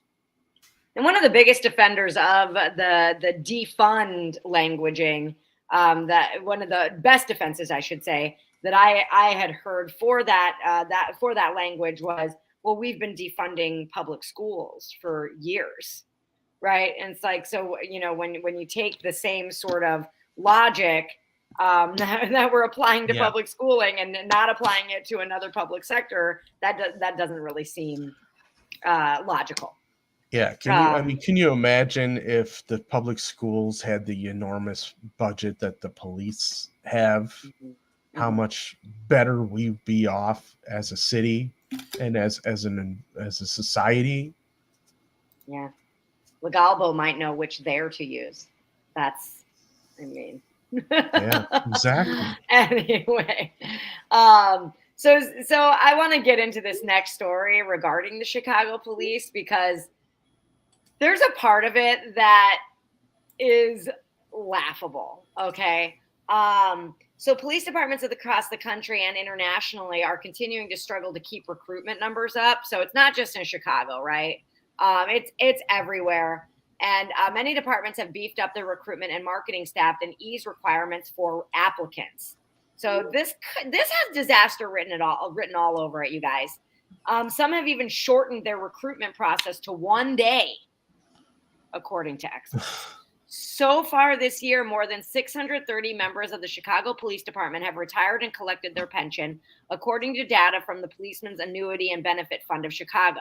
In 2021, that number was around 660 after about 560 left in 2020. Yolanda Talley, chief of the Internal Affairs Bureau and the Recruitment and Retention Unit, said CPD has been making good progress this year in bringing in new hires. Its goal is to make 1,000 new hires by the year's end. We're going to keep doing what we're doing right now because it seems to be working. But we have, of course, a perception problem. We're now working with a professional. Listen to this. We're now working with a professional marketing company to assist us in making sure we're going in the right direction. Messaging, all smoke and mirrors bullshit. Nothing but just how it looks. Now it's all superficial horse shit. No change from the inside. No, actually, they are making change. They're making it easier to become a cop now. But on the outside, we're going to change. We're going to change the marketing so that it looks better. Yeah. Fuck you. That's horrible. It's just optics over operations. So, at no point does she talk about the training. At no point does she talk about maybe changing the way things are done, maybe using mental health professionals, maybe changing the relationship between police and the community. Nothing like that. No. We're gonna hire a marketing team to make sure that it sounds better to be a police officer. CPD has more than 8,700 applicants this year compared with 7,200 in 2021. And as of late November, the department has hired more than 770 officers. That figure is a sharp increase from 333 total hires in 2021 and 151 in 2020, like a boatload more. There's about 1,000 vacancy at the police officer rank, according to the department. CPD now has 11,600 sworn members, according to a department spokesperson. Its demographic makeup is 24% women, 76% men. 44% of them are white, 31% Hispanic, 20% Black, and 4% Asian, which sounds about generally what about the population is, maybe maybe we have more Hispanics. Similar moves around the country have concerned some criminal justice experts, you don't say, who say that if the vetting process for officers is relaxed, then there's potential for an increase in police misconduct cases. If there is an anti-police sentiment, let's not expect that there will be improvement in police service, says Maria Haberfeld, chair of the Department of Law, Police Science and Criminal Justice Administration at John Jay College of Criminal Justice. If you want to improve police services, you have to invest in this and not just vilify. You need to increase the standards and not allow police departments to decrease the standards for recruitment selections. CPD currently has 25 full-time recruiters, including 2 sergeants and a commander, with plans to add a lieutenant and 2 additional sergeants for the retention side.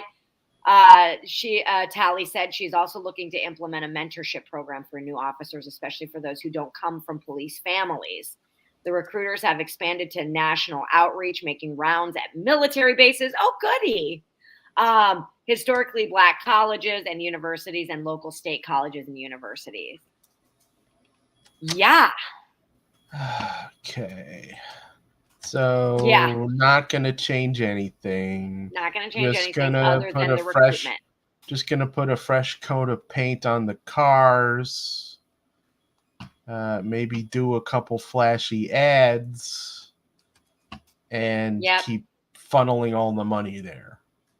Yeah. I mean, they got to pay for the marketing and the recruitment team somehow, Ed. Come on. Marketing is most important, always. This is such a crock of shit.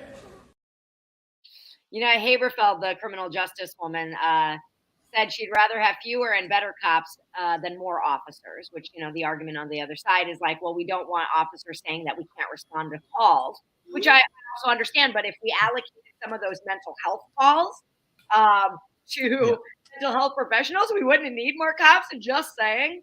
But since just one can cause irreparable damage to the profession, I love this point she made.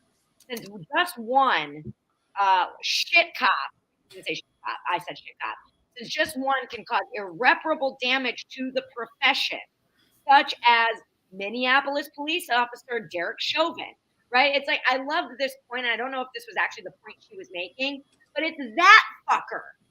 It's all of these fucking guys who go out shooting unarmed Black people who are making the fucking profession look bad. And they keep giving them a pass, or they keep trying to cover it up, unless, you know, we're lucky that someone who's out there has one of these to take video and show everybody what's really going on. And we're because they'll lie about an incident if you don't have the video to show that they're abusing their power and getting away with it. Yeah, and don't give us that bad apple crap, because you know that one bad apple spoils the entire barrel of apples. And every honest cop, they cover for each other because you got one bad guy and they think, well, we need to have our brothers back. Okay, but if you have your brothers back, then you're complicit. Yeah.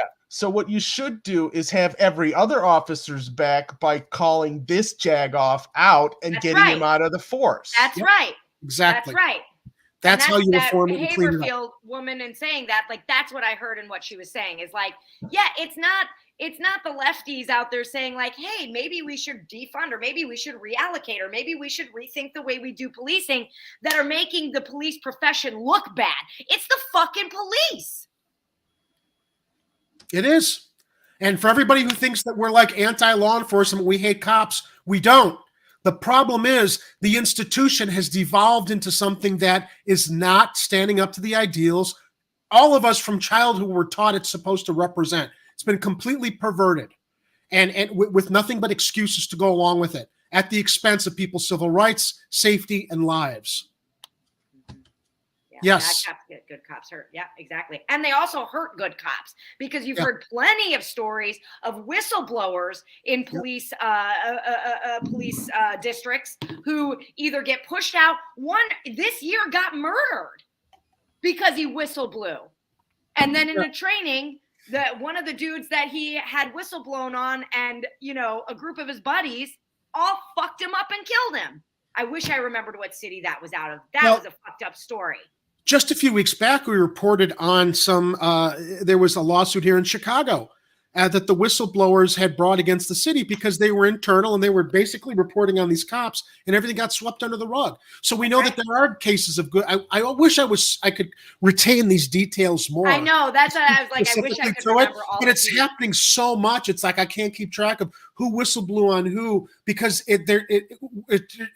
these abuses are so prevalent all the time. You can't keep track. Yeah. Not to derail, but who had 9:06 p.m. on the pool? Yeah, and I think maybe it's because Kira used the word blue, because I'm like, what did we possibly blue? You know, Jerry, earlier you did use the word anal. Oh, did I? Well, now you used it again, so let's wait another, if we're on for the next 30 or 40 minutes, they'll come back. Yeah, we'll see. We'll see how long it takes. I forgot even what context I used that in, but I take your word for it. Yeah. And then Hopticopter says, let's not forget leaving their brothers in blue in dangerous situations on purpose. Yep. Yeah. So You want to see the best movie on internal cop culture that speaks to all of this? Copland. With Sylvester I've heard of Stallone. Copland. Have you? Okay. I look at this town, and I don't like what I see anymore.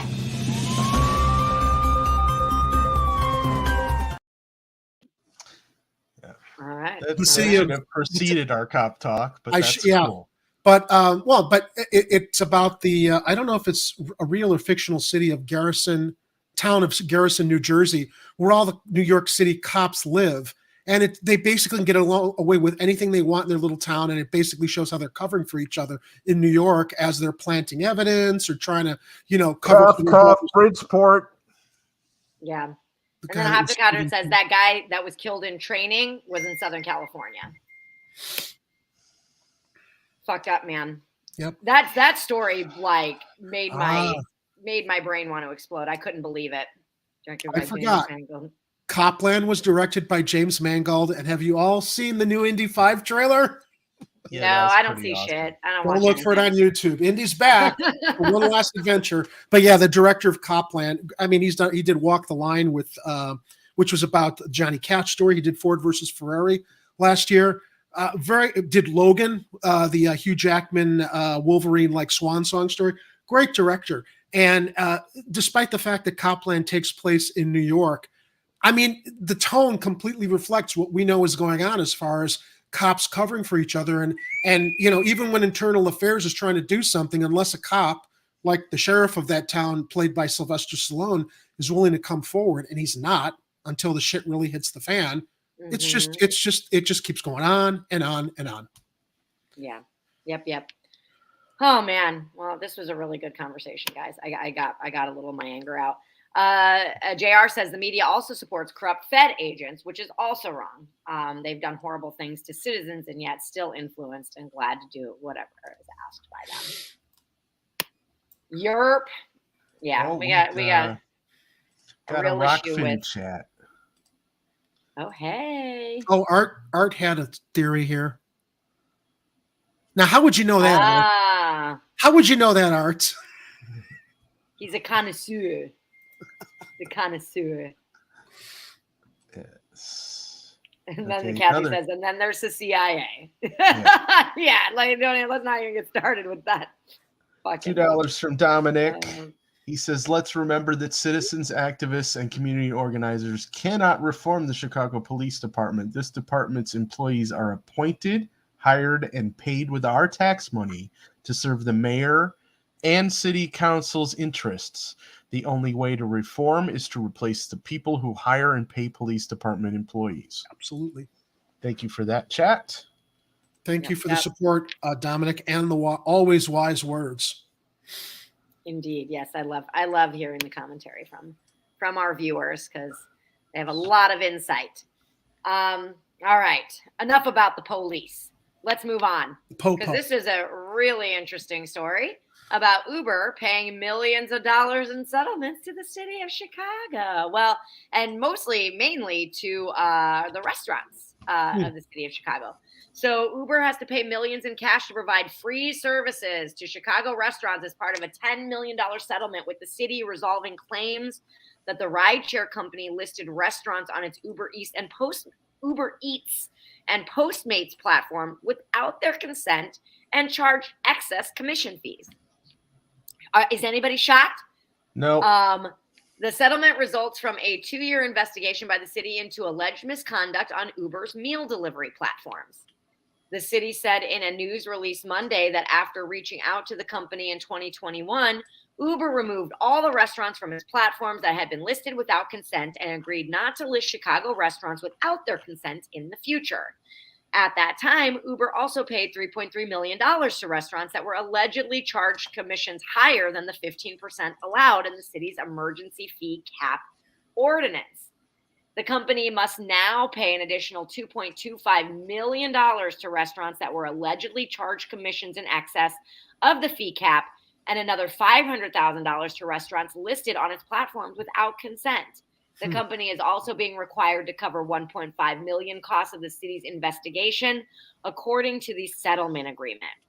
Restaurants that Uber listed online without consent and that do not have a contract with the company are also eligible to sign up for its delivery and marketing services for free at a valuation of $2.5 million in total, according to the settlement agreement. The city estimates that most non-chain restaurants in Chicago that had a contract with Uber between July and September 2021 were overcharged. The city also alleges Uber participated in deceptive advertising practices, such as falsely advertising that certain subscribers would receive free deliveries or that some merchants were exclusive to its platform. Uber denies those allegations and maintains it accurately advertised merchants as being exclusive to its platform, according to the settlement agreement. Uber denied any wrongdoing, according to the settlement agreement with the city. Well, what do you expect from a company founded by one of the Emanuels? Ari Emanuel. Come on. One of the original investors, I believe. This was founded by Ari Emanuel. That's funny. Yeah, Ari Emanuel is either part of the board of Uber or he was one of the initial. Yeah, he was. That was dude there works in entertainment, doesn't he? He works in the entertainment industry. Yeah, he does. He was Wahlberg's agent. Yeah. Oh, okay. You continue. I'll look up his involvement because I know he is definitely associated with Uber, which is why I could never bring myself to take an Uber, knowing the Emanuels had their slimy tentacles all over that company. I love that Uber denied any wrongdoing according to the settlement agreement, but it sounds like this settlement might have raked them over the coals. I don't think you settle for something like that if you have no wrongdoing. We've done nothing wrong. I guess we'll pay you millions and tens of millions of dollars, though. Sure. Yeah. We did absolutely nothing wrong as we hand you the millions of dollars Christmas. that are probably a crumbs version of what we really should owe you. But since we paid off the right people and we're not going to tell you who they are, yeah, we're just going to see if we can get away with it. Flashback from 2014, as reported by Dan Mihalopoulos at the Sun-Times. Google Ari Emanuel and Uber, and you'll find frequent references to Mayor Rahm Emanuel's brother as the Hollywood Uber agent for many of the world's most popular entertainers. What's far less known is Ari Emanuel's ownership interest in Uber Technologies, Inc. Uber is the fast-growing technology company locked in a high-stakes dispute in places across the country, including Chicago. Critics here say the Emanuel administration favors Uber and similar companies offering rideshare phone apps at the expense of century-old taxi and car service industries. So we can see how the Emanuels helped usurp the taxi and car service industries here in Chicago. Although the mayor insists he's being scrupulously fair to all, the taxi companies say Uber will put them out of business unless City Hall regulates the up-and-comers as stringently as they watch regular old cabbies. Either way, we now know which side at least one of the famously combative Emanuel brothers has taken. So a spokesman for Ari Emanuel's William Morris Endeavor Agency confirmed that the agency continues to hold a stake in Uber. Now, again, this is from 2014, but in a phone call from the agency's offices in Beverly Hills, Muir had said he couldn't provide the exact size of the investment. Okay. So there you go. All right. What an asshole. So basically the city estimates that more than 2,500 Chicago restaurants are eligible to benefit from the Uber settlement, and restaurant owners whose businesses are listed on Uber Eats or Postmates without their consent should visit chicago.gov/Uber settlement to apply for relief, the city said. The deadline is January 29th, my mother's birthday. Oh. Have some new visitors to the chat. Lainey Peterson, welcome. Thank you for joining us. We hope to have Lainey on co-hosting soon. Stephanie Rogers, haven't seen you for a while, my friend. Thank you for identifying, Ari is an agent and the inspiration for Ari Gold in Entourage. Shane Coughlin dropped in from Kerberos Media. We will be joining New Year's Eve for the Kerberos Media New Year's Eve broadcast that Kira and I will be producing 4 hours. That's going to be a lot of fun. Yep. Yes, indeed. And then Hopticotter says, I remember when taxi medallions were valued at more than single family homes. Yep. Yeah, I remember that. It was hard and expensive to have the privilege of driving a cab. But if you're Ari Emanuel and you own stake in a company and your brother's the mayor of the city of Chicago, and you're going to cash in big on that investment, no need for medallions anymore. Let's put them out of business. And, let's fuck over these cab drivers. And then do the kind of nonsense you just reported on with the restaurants. I'm glad they took a bath on this. Come on. Except they say they didn't do anything wrong, but they did settle. Oh my God, I love it. I love it so much. Okay. Sorry. I mean, I just love it when that shit that kind of shit happens. That's all I'm saying. That's all I'm saying. Nothing at all. Did nothing wrong at all. Nothing at all. I take responsibility for what happened because it happened on my watch.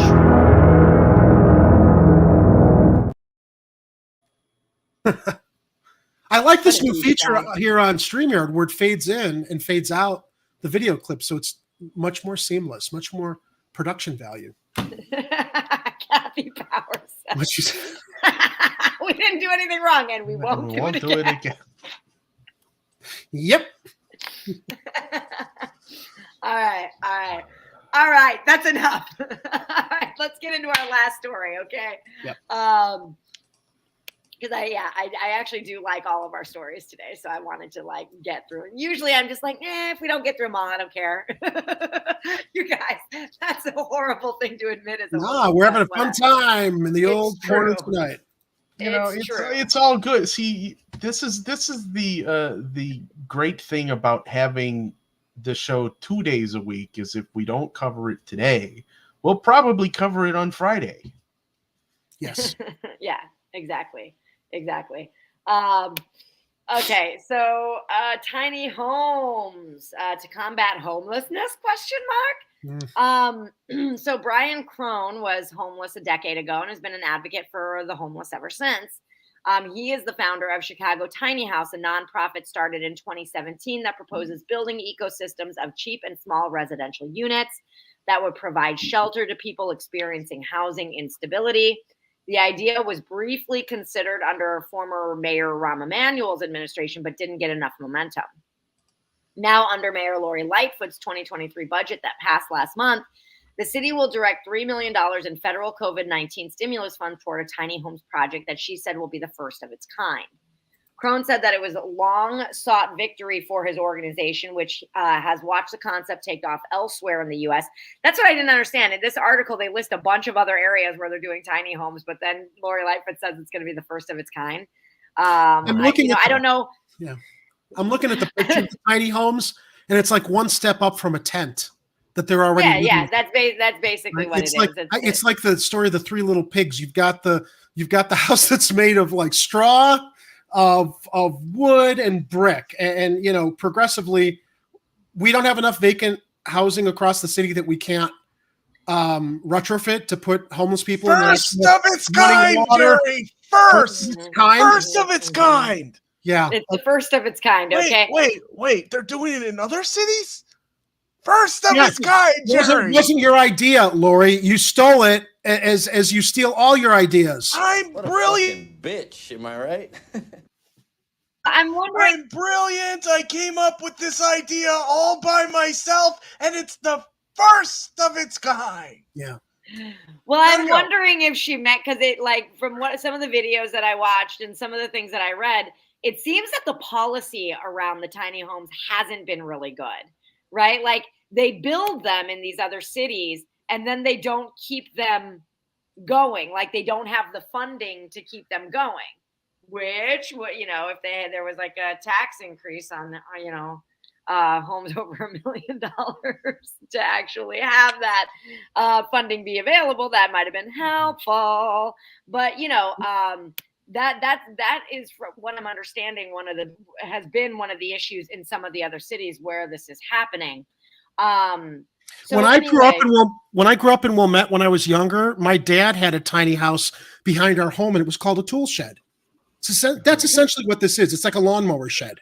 Yeah, you know, there is a part of me that says, like, okay, I could see this as being some sort of stepping stone to something greater. But again, some of these videos that I was watching, that is where it's happening in other cities, they're putting time limits on the folks that are coming into these homes, which it's crazy. Like, you have 120 days. So it's like, so you're putting a lot of stress on people to be kicked out of it again. So I'm not totally sure. I don't think that that's how they're constructing this. It sounds like they're constructing it more on like a ownership level, a stepping stone to ownership or whatever. But they look like even a small version of a coach house, except there's no main. That's what I was gonna call it, is a coach house. So like this is a coach house that I'm in right now. Yeah, it's much bigger than the little tool shed we see in this Chicago Tribune story. Yeah, that does look like a tool shed. But, you know, it's stable. It's got heating. It's got AC. And they don't have to pick up every 2 weeks whenever there's street cleaning going on. So there are some advantages. Yeah. There are some advantages. The only other thing is there's 65,000 homeless people in Chicago. There's definitely not going to be anywhere near enough of these tiny homes. So yeah, to your point earlier, Jerry, there are so many vacant homes across the city. I think that the last time we did a story on that, when I looked up the numbers, it was 5,000 vacant homes across the city. And it would probably be cheaper to fix them up than it would be all this new construction. Because if you're going to tell me bring them up to code, that these tiny homes are going to include plumbing and a toilet, or I don't know if they do, or if the people are supposed to come out of these tiny homes. Okay, so that's expensive to like build all this stuff. You've got vacant housing all across the city that's got the plumbing. Why don't you just like do some fixer-uppers, right? With a little bit more space for people. I mean, I think that there's a yes and conversation that could be had here. Like, certainly there could be tiny homes, but there's got to be more robust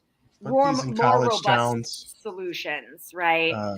Put these in areas where a lot of single people typically would be renters or something, you know. I mean, but yeah, definitely a yes and thing here, Kara, because I mean, at the very least, they're making an effort to give people homes, but you know, this can't be the only thing they're doing. But are they, Ed, or is it just optics? Is it just optics, and they're gonna pretend that they're doing something, and it's but I guess I'm just the most cynical person in the group here. Well, I don't know, Jerry. I mean, we got some other cynical video if you want to watch Fox News's take on the tiny they're house. very cynical about it, but they also, I mean, there's a lot of hilarious irony in that video as well. There's also a political agenda there. They don't want to help homeless people.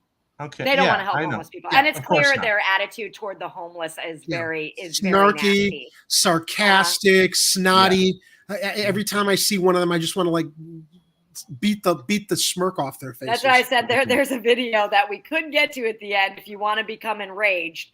Should we not show this? No, let's show it. They started off talking about, we'll show it because it's hilarious.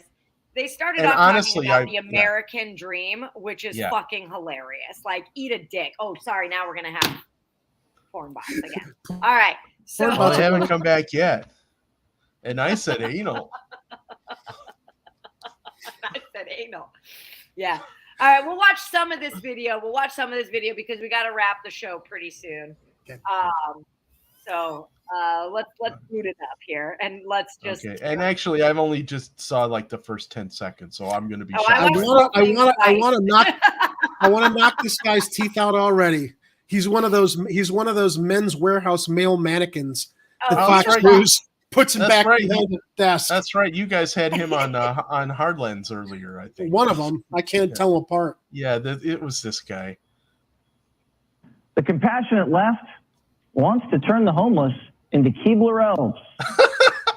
With drills in hand. He's got a point there. Crews got straight to work today, building. Not Keebler elves.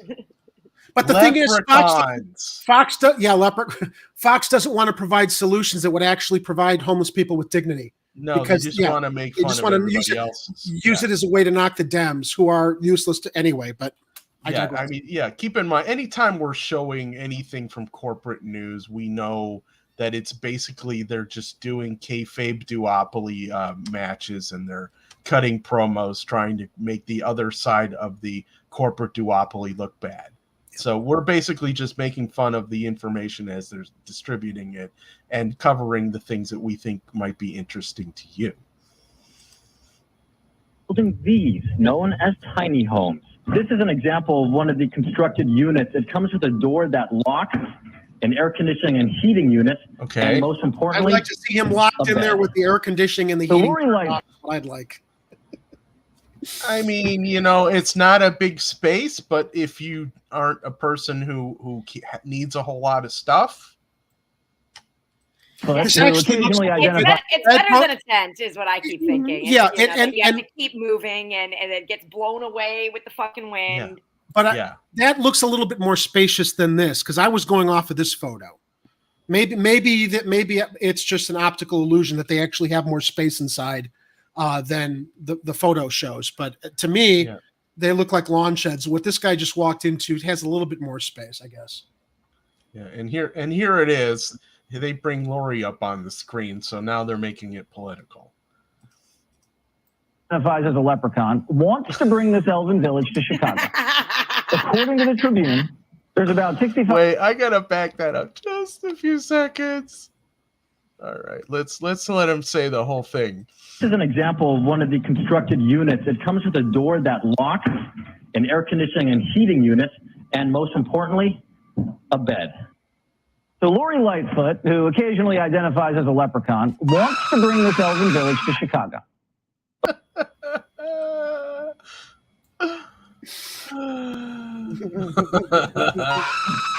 A bed.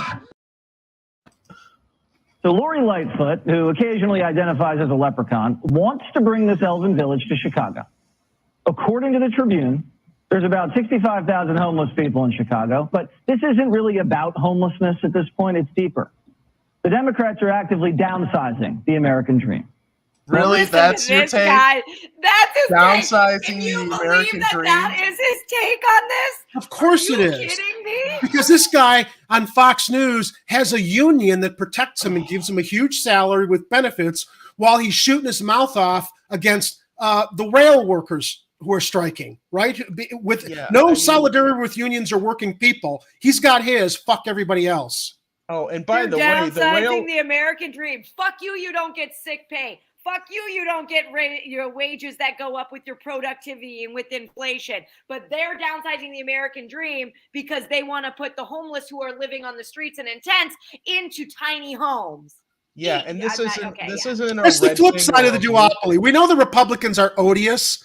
I mean, the Democrats do a little bit, though most of it is useless. I mean, the optics on, they're doing something. I don't know how far this tiny home thing is going to go into actually developing into something with a little bit more dignity. But, okay, I guess I'm going to have to throw myself on the fire here and say at least the Democrats are doing something, even though it's not enough.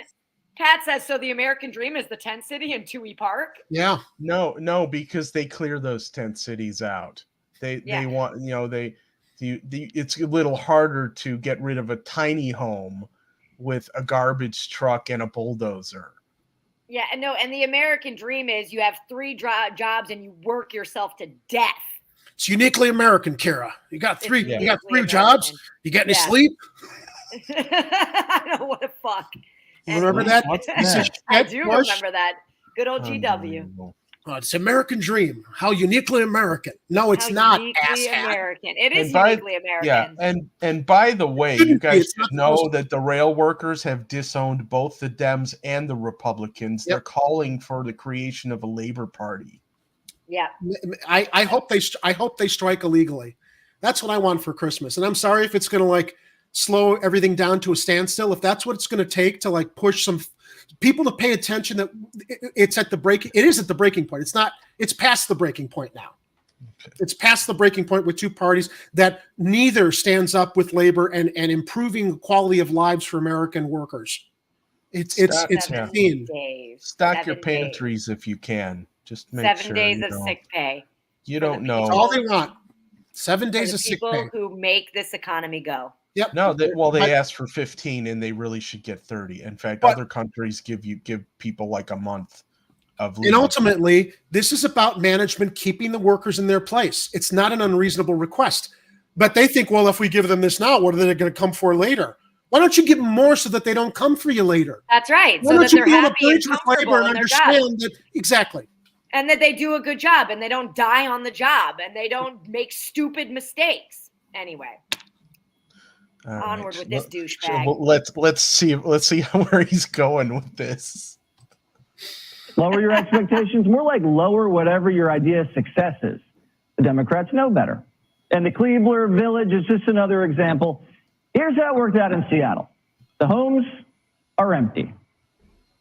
Sharon Lee, Lehigh Executive Director, says money to build this community was approved before the money required to run it got a green light. Lee says she hoped the Seattle City Council and then Mayor Jenny Durkin would fund the South End Village, but they didn't. Now Lee says she hopes the agency will reconsider or she'll seek funding from public donors. Until then, the South End Village will stay empty. Yeah. Wait, so they're trying to get donors because they didn't fund it. They built them and then they didn't fund them. So, because whoever's running that shit did an idiotic job of running it. Oh, God. Again, I don't care what the optics are that the Democrats are doing a little bit here. It's not enough. It's nothing but acting like they're doing something as opposed to making actual strides towards providing dignified housing for people with. And, I disagree with Miguel H. in the chat because Miguel H. mentioned earlier that, respectfully disagree with you. Fixer-uppers could end up being just as expensive. I don't think so. When you think of you've got structures that are already existing that you don't have to dig in and build plumbing and all the utility infrastructure for. I mean, you get people and companies that are basically fixing up houses and flipping them because they can do it on the cheap and actually have it be structurally sound and decent and livable. So it is possible.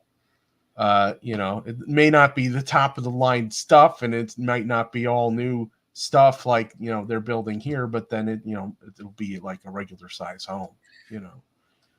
Instead of feeling like, oh, how lucky I am to be living in a tool shed. I mean, think of what that does to your. I mean, look. I mean, it's like I feel I'm damned if I do or I'm damned if I don't here. Yeah, it's better than a tent. Yeah. But how do you imagine that this is acceptable for human beings? This is all the Democrats are willing to do, as in opposed to like the asshat on Fox News who doesn't provide any solutions because he doesn't give a shit about the poor whatsoever. The Democrats are pandering to one. I lived in a room that size with a roommate when I lived in a dorm for 2 years. To be fair. Yeah, so, okay, but Kira, that's okay. But you're also in communal housing that's not permanent. And although I would imagine these aren't meant to be permanent either, I think it's like housing livestock is what it looks like to me. Yeah, I mean, again, I'm gonna go in the camp of like this is a better idea than tent cities, and I'm gonna go. It's not enough. It's not enough. I think it's fair to say it's not enough, but I don't think it's fair to say that this isn't a good solution compared to tents. So the other question though is who's making money off these tiny homes as opposed to just redeveloping existing housing? Because someone in the live chat brought that up. Like obviously, if you're going to put all the money into all this new construction for these tiny homes instead of I don't know, renovating smaller, already existing buildings, somebody's making money off of this, which leads me to believe maybe that's why they're doing this instead of renovating existing housing. Yeah, like what Someone contractor is going to get that contract? Right, so someone can make bank on it at the expense of people who are living like livestock in these little shacks. Kathy Power says it beats freezing to death in a bus stop. Which is bigger, the tiny house or a bus stop? Well, I mean, at least the tiny house has 4 walls. We'll put it that way. All right. Like most of the Democrats' bad ideas, this one also originated in San Francisco. And here's what happened when they had to start evicting the homeless from the Keebler Village. Charlie, who declined to give her last name, should be packing up her time. That shouldn't be happening. Like they shouldn't be evicting people from. No. Yeah, why would they do that? That's what I'm saying. Like I don't think tiny homes are a bad choice, but I think that the policies in these other cities around them seem to have been a horrible choice. Yeah, why would you make these like a situation where they can only live there for a limited amount of time? Let them live there as long as they feel that they need to. Right, let them get their shit and together, provide look, when you've got this little okay, do I see a spot here where there's a communal office where people can go and find out if there are any skilled labor jobs that they can participate in? Basically, That they would can be a good idea. go in. What are your skills? Great. We have a database here of people that are looking for people with your skills. We're not telling you to go flip burgers, but let's create a system that actually serves these people, serves their dignity, puts them in places where they want to work, where they enjoy what they're doing. They're good at what they're doing. And you could do that in an existing vacant tenement building or house anywhere where you renovate the units and have a ground floor office that is specifically tailored to helping the people in this building, mental health issues, job placement. To me, that's the logical way to do this. Not build these little shacks everywhere they've got a tent dining area from what that video showed, and no real support for these people to basically figure out how they can elevate their lives if they want to, and we hope that they do. Provide them the support, provide them the mental health support, provide them the opportunities and benefits to get them in a better place in their life or to assist them doing that. They could, I mean, in a place like that where they're building those tiny homes, they could put up a food pantry. Yeah, they could have some of the people living over there help run the damn thing. That's right. They could set up like entire community services in that area and get it to basically make it a village where people are recovery. It's a recovery and support type village to where people who want to stay there and need the time and need to do whatever they need to in order to get along, they can stick around there for a while. And then some people who they don't want to stick around there, it gives them the time they need to get to where they want to be. It's not a freebie or a handout when you are providing that support and infrastructure. Some of the creators. Kathy makes a great point.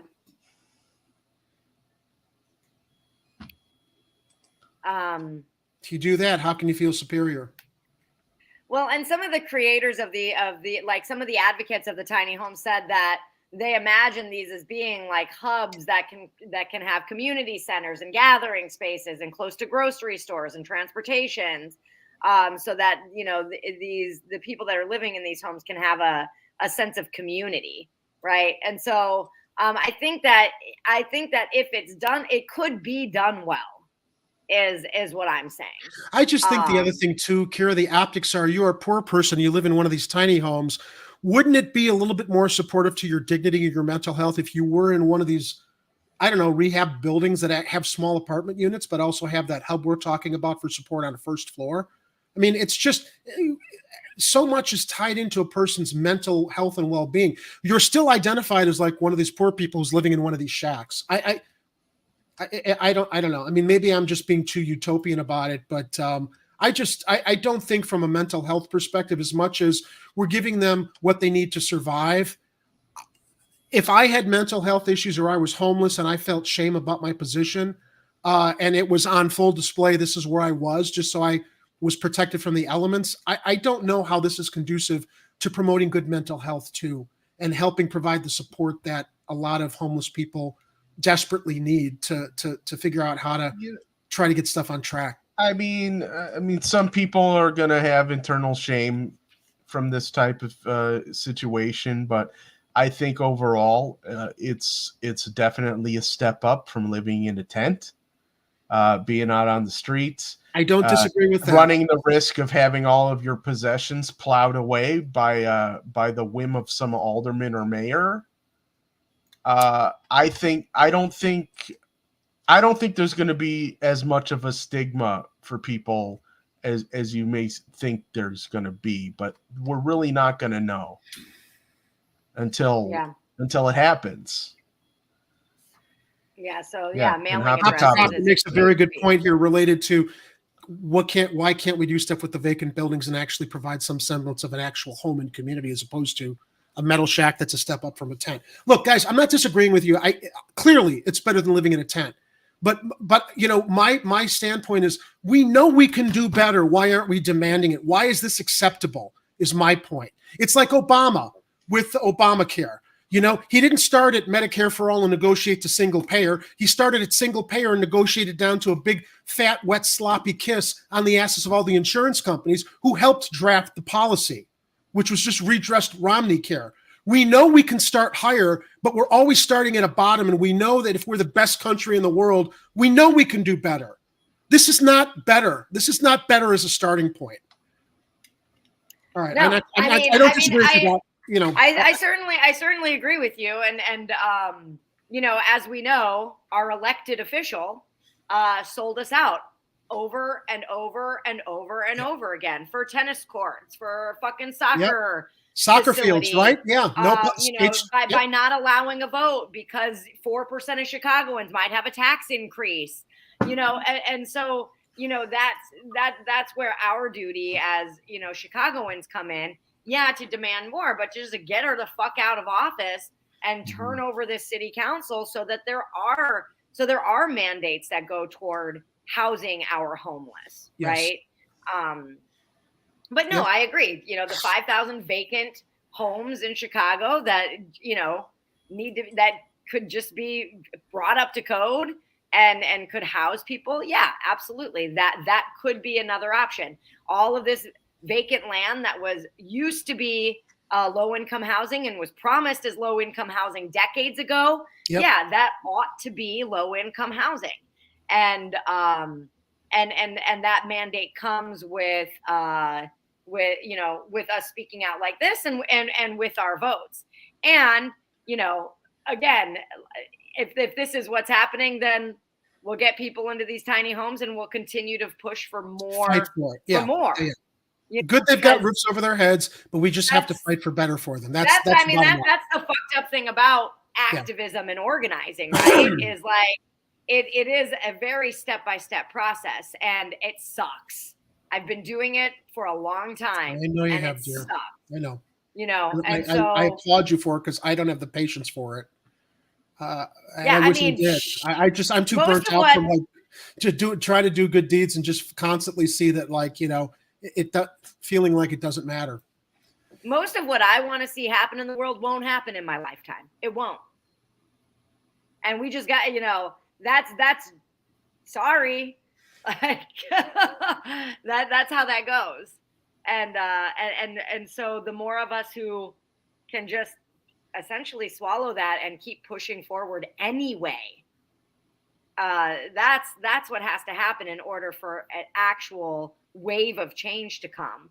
And so Jerry, I admire that you believe we could do more. I believe we could do more. I know we could do more. Yeah, I know that we could house every single fucking human being. I know we could feed every human being because we have the science and technology and the money to do that. It's not a priority though, unless people can figure out how to get rich off of it. And we live in a system that is not incentivized by making sure that everybody is taken care of. I like what Pat that has to change. Why can't we do both tiny homes and taking these vacant buildings and making homes for people? Western thinking this or that, Eastern thinking this and that. Yeah, that's what I'm saying. Yes, and we got to yes and this shit. Okay, great. Now what? That's what I say. Yep. But yeah, no, I mean, I see and hear you, Jerry, and I 100% agree with you. 100%. And these stories here of these fuck ups who are doing this tiny home shit and then evicting people, and making it look like a horrible idea is even worse. It's like the cops making the cops look bad, right? Perfect metaphor. Like, it's just like, oh my God. Anyway, we got to wrap up the show because I was up at 4:00 this morning and I'm starving right now. And so, this video is a laugh a minute. I do have to say, he goes on to bring on a Louisiana state senator to talk about, how shitty all the Democratic cities are when Louisiana is the second highest poverty-stricken state in the nation, which is, I love irony. And I love that the right has no sense of irony. No, none whatsoever. They just keep rolling it out. Yeah. No self-awareness whatsoever. Yeah. So, and then Kathy says, now what? Vote her out. Get her the fuck out of there. That bitch has done nothing. Nothing. Lori Lightfoot. What a fucking bitch. Am I right? Anyway, I beg your pardon. What did you say? I knew that story would get me fired up.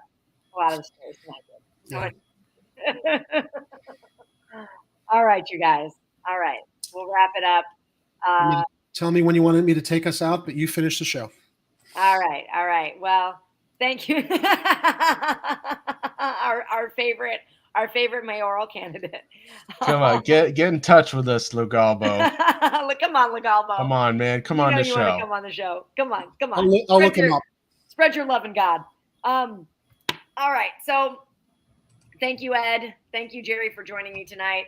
I knew we had some really great stories to share, and so I'm so glad that I get to share them with you.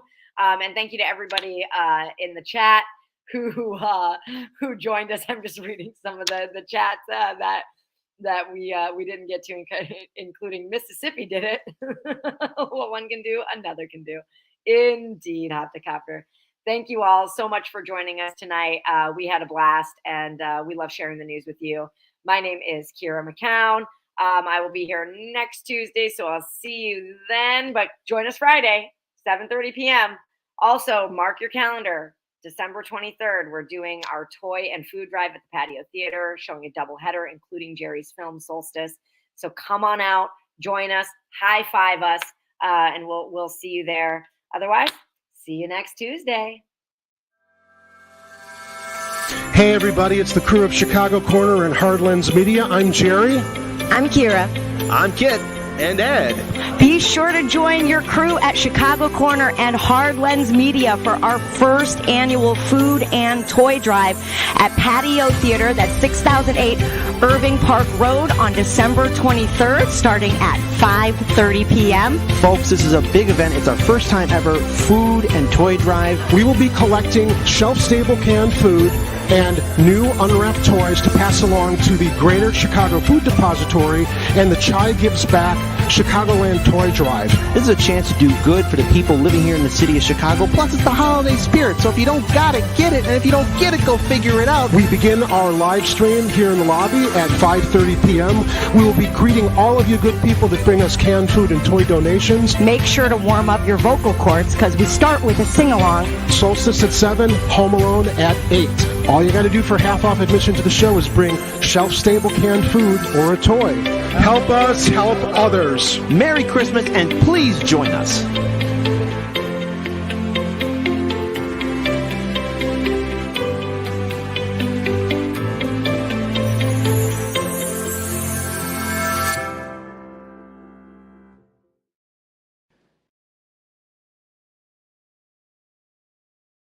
Get out. And don't come back until you've redeemed yourselves.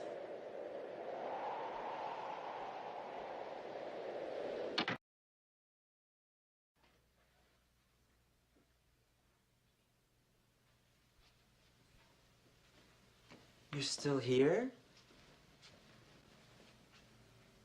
It's over. Go home.